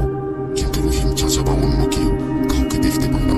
এবার রহিম চাচার আর বুঝতে বাকি থাকে না যা ঘটনা ঘটছে তা স্বাভাবিক কোনো কিছু নয়। তাই তিনি দেরি না করে একজন আলেমের শরণাপন্ন হন। তারপর আলেম পানি পড়া সহ অনেক কাজ করেন। এরপর এই ঘটনার কারণ জানতে চাইলে তিনি যা বলেন তা শোনার জন্য রহিম চাচা মোটেও প্রস্তুত ছিলেন না। তার বড় ছেলের মৃত্যুর আর ছোট ছেলের এই অবস্থার পেছনে তার ভাই আর ভাইয়ের বউ দায়ী। রহিম চাচার বাবা তার সম্পদের অংশ রহিম চাচাকে দেওয়ার কারণে রহিম চাচার ভাই অনেক শক্তিশালী জিন দিয়ে রহিম চাচার বড় ছেলেকে মেরে ফেলেছে। আর স্বপ্নেও রহিম চাচা ওই জিনকেই দেখেছিল। আর যদি রহিম চাচা আর একদিনও দেরি করতো, রহিম চাচার ছোট ছেলেও মারা যেত। পরে ওই আলেমের সাহায্য নিয়ে আল্লাহর রহমতে রহিম চাচা ও তার পরিবার এই অবস্থা থেকে মুক্তি পায়। এই ছিল ঘটনা। ভালো লাগলে শেয়ার করবেন। আমরা চলে যাব আমাদের পরবর্তী ঘটনায়। আসসালামু আলাইকুম রাসেল ভাই এবং লিসেনারগণ, আমি গোলাম রবি। কয়েক মাস আগে আমরা সিলেট কিছু ভৌতিক স্থান পরিদর্শনের জন্য গিয়েছিলাম। জানি আপনার ভাই অনেকগুলো ঘটনা আপনাদেরকে শুনিয়েছেন। তো আমি এখানকার একটি জমিদার বাড়ির ঘটনা আপনাদেরকে শোনাবো। এটি হবিগঞ্জ জেলার নবীগঞ্জ উপজেলার রতনপুর গ্রামের একটি পুরাতন জমিদার বাড়ি, যেটা কৈলাসের জমিদার বাড়ি হিসেবে সুপরিচিত। অনেক বছর এখানকার জমিদার ছিলেন। তার জমি শেষ হয়ে গেলেও তার উত্তরসূরিরা এখন কিন্তু বসবাস করছেন। উত্তরসূরি সাক্ষাৎকারও আমরা নিয়েছিলাম, যে আপনারা ভিডিওতে দেখেছেন আশাটি। তো জমিদার বাড়ির পাশ দিয়ে বয়ে গিয়েছিল একটি নদী, যার নাম ছিল শাখা বরাক। শাখা বরাক নদীতে একসময় লঞ্চ স্টিমার চলত, কিন্তু সেই জায়গাটা ঠিক এখন আগের মতো নেই। সেসব বিষয় আসলে শুধু কল্পনা দিয়ে আনা যায়। পাশেই গড়ে উঠে জমিদার বাড়িটি এবং তৈরি করার সময় বড় একটি পুকুর তৈরি করা হয় ওখানে। তো সবকিছু ভালোই চলছিল। একদিন যেটা হয় সেটা হচ্ছে গভীর রাত্র। যথারীতি বাড়ির সকল দরজা বন্ধ ছিল, সবাই খাওয়া দাওয়া করে শুয়ে পড়েছে। ওই বাড়িতে দুটো বাচ্চা ছিল, তাদের রাতের বেলা হঠাৎ করে খুঁজে পাওয়া যাচ্ছিল না। এরপরে সবাই খোঁজা শুরু করে, সব জায়গাতে খোঁজাখুঁজি হয়। আসলে চারিদিকে এত নদী নালা, সব এসে কনফিউশনে পড়ে গিয়েছিল। নদী, পুকুর, বিল, যে কোনো জায়গাতে পড়ে যে কোনো অ্যাক্সিডেন্ট হতে পারে। সবাই তখন পাশের ওই অমৃতপূর্ণ বিল, বড় পুকুর ও শাখা বরাক নদীর সবখানে খোঁজা শুরু করে, কিন্তু কোথায় গেল কোথাও খুঁজে পাওয়া যায় না। এছাড়া খুব দুঃখজনক এবং ভয়ানক বিষয় হলো সকালবেলা ওই বাচ্চা দুটো ডেড বডি ভেসে ওঠে পুকুরে। সবাই খুব অবাক হয়, রাতের বেলা আসলে বাচ্চা দুটো কিভাবে বের হলো। কোনো শব্দ হলো না। মূলত বাচ্চা দুটো ওই বয়সেও না যারা নিজেরা পুকুরে গিয়ে পানিতে নামবে। কিভাবে তারা পুকুরে পড়ে গেল? বিশেষ করে বাড়ি থেকে বের হওয়ার জন্য যে পথটা আছে সেটা পুকুরের দিকে ছিল। পুকুরটা নিয়ে আরো কিছু বিতর্ক থাকে। জমিদার এটিকে অনেক ছোট করে ফেলেন মাটি এবং মাটি দিয়ে ভরাট করে ফেলেন, আর গেটের সামনের দিকে এগিয়ে নিয়ে আসেন। সেটা কিন্তু ঠিক ওভাবেই 200 বছর ধরে এরকম ভাবেই আছে। তো দুটা মৃত্যুর পরে আগে মানুষ যেভাবে বাড়ি থেকে আসতো, আশ্চর্যজনক ভাবে তার আসা অনেক কমে যায়। তবে দেখে অদ্ভুত ঘটনা ঘটেছে। যেখানে পূজার সময় হঠাৎ করে পুকুরের মধ্যে কিছু থালা বাটি ভেসে ওঠে। তো পুজোর সময় ওখানে অসংখ্য লোকের সমাগম হতো এবং তাদের খাওয়ানোর জন্য অনেক পাত্র প্রয়োজন হতো। তাই পুকুরে যে বাটি ভেসে উঠতো তাও ওখানে ব্যবহার করা হতো এবং যখন পূজা শেষ হতো তখন আবার সেগুলো সুন্দর করে মুছে পুকুরের ঘাটে রেখে আসতো। তো এভাবেই চলছিল। পূজার সময় বাটি ভেসে উঠতো, ব্যবহার হতো এবং পূজা শেষে সেগুলো রেখে আসা হতো। এই যে থালা বাটিগুলো আসতো চলে যেত, সেটি আসলে পুকুরে কোথা থেকে আসতো বা যেত সেটি খোঁজার অনেক চেষ্টা করা হয়েছে, কিন্তু কোনো হদিস পাওয়া যায়নি। একদিন কি হলো, বাটি ধোয়ার জন্য যারা দায়িত্বে ছিলেন এমন একজন মহিলা ওখান থেকে একটি বাটি লুকিয়ে রাখে। একটি বাটি লুকিয়ে রাখার পর বাকি বাটিগুলো রেখে আসে। পরবর্তী পূজার সময় থেকে 10-15 দিন চলে যায়, কিন্তু থালা বাটি আর ভেসে ওঠে না। সবার মাঝে একটা অপেক্ষা কাজ করছিল। কি কারণে এমন হলো কেউ কিছু বুঝতে পারছিল না, কারণ তখনও কেউ জানতো না যে সেই বাটি সেখান থেকে একটি সরিয়ে ফেলা হয়েছে। এরপরে জানা গেল ওই মহিলার বাটি সরিয়ে ফেলার ঘটনা। সেই মহিলার করুণ পরিণতি হয়েছিল, যেটি সত্যি মর্মান্তিক। ওই ঘটনার কিছুদিন পরে সে অস্বাভাবিক আচরণ শুরু করে। তাই অ্যাক্টিভিটিস থেকে বোঝা যাচ্ছে সে ভয়ঙ্কর কিছু দেখত, যার উত্তর সে দিত, আমি যাব না, আমি যাব না, আমাকে খেয়ে ফেলবে, এইরকম। এরপর আস্তে আস্তে তার স্মৃতি নষ্ট হতে থাকে এবং সে দিনের বেলা অনেক কিছু দেখে চমকে উঠত। তাকে কেউ ধরতে আসতেছে, কেউ তাকে খেয়ে ফেলতে আসতেছে, আমি যাব না, আমাকে খেয়ে ফেললো, এরকম আতঙ্কে সে চিৎকার করত, কিন্তু অন্য কেউ কিছু আসলে দেখতে পেত না। মহিলা আস্তে আস্তে পুরোপুরি উন্মাদ হয়ে যায়। এরপর তার খাওয়া দাওয়া বন্ধ হয়ে যায় এবং একসময় সে মারা যায়। মারা যাওয়ার আগে তার চেহারা ভয়ঙ্কর আকার ধারণ করেছিল। যদিও ওই বাটি মহিলার কাছ থেকে নিয়ে পুকুরে ফিরিয়ে দেওয়া হয়েছিল, কিন্তু তারপরও আর কখনই ওখানে বাটি ভেসে ওঠে না আজ পর্যন্ত। ওদের পেছনে রয়েছে অন্যতম একটি ব্যতিক্রমী বিল, যেটার নাম পূর্বে বলেছি, হ্যাঁ, অমৃতকুণ্ড বিল। সেখানে সারা বছর পানি বিষয়টা নিচে নামে না। ওখানে পানির যে অবস্থাটা দেখেছি সেটা কিন্তু শুকনো সময়ের অবস্থা।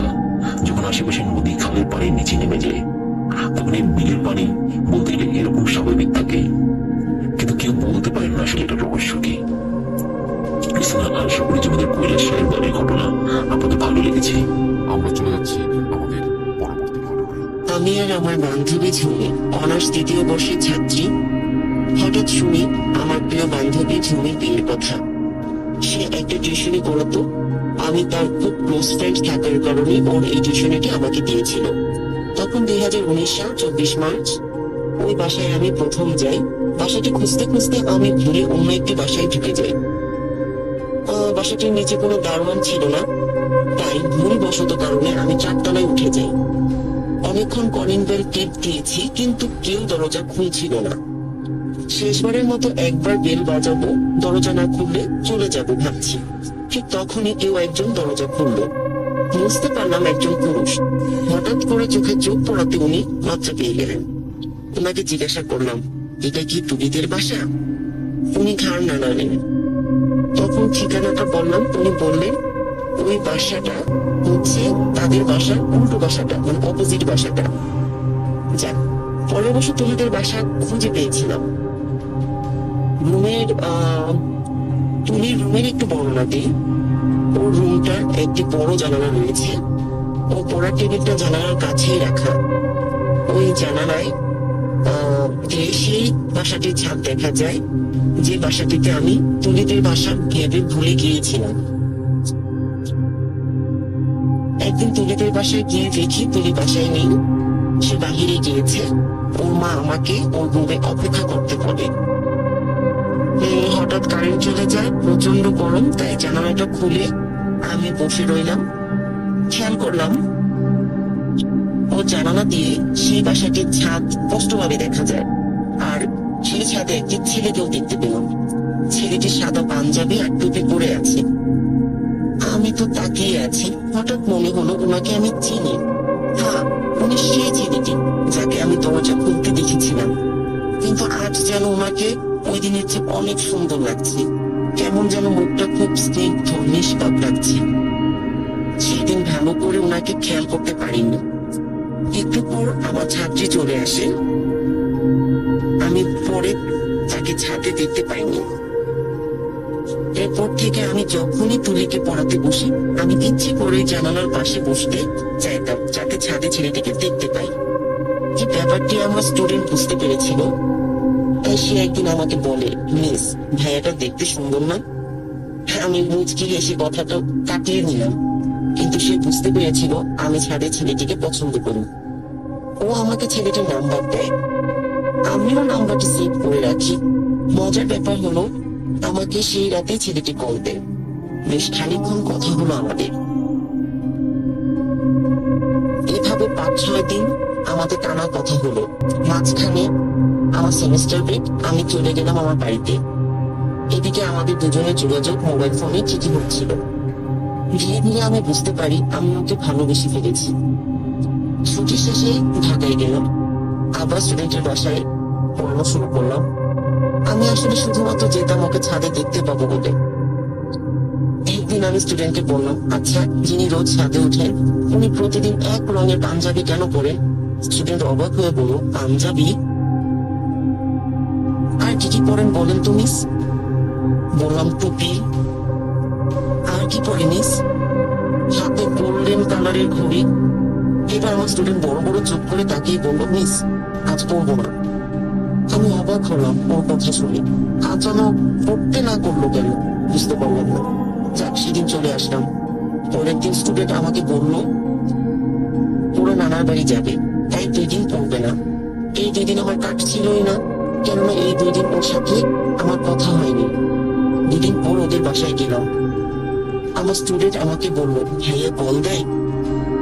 আমি ওই দিন কেন জানি আর লুকাতে পারলাম না, বললাম, না, এই 2 দিন কথা হয়নি।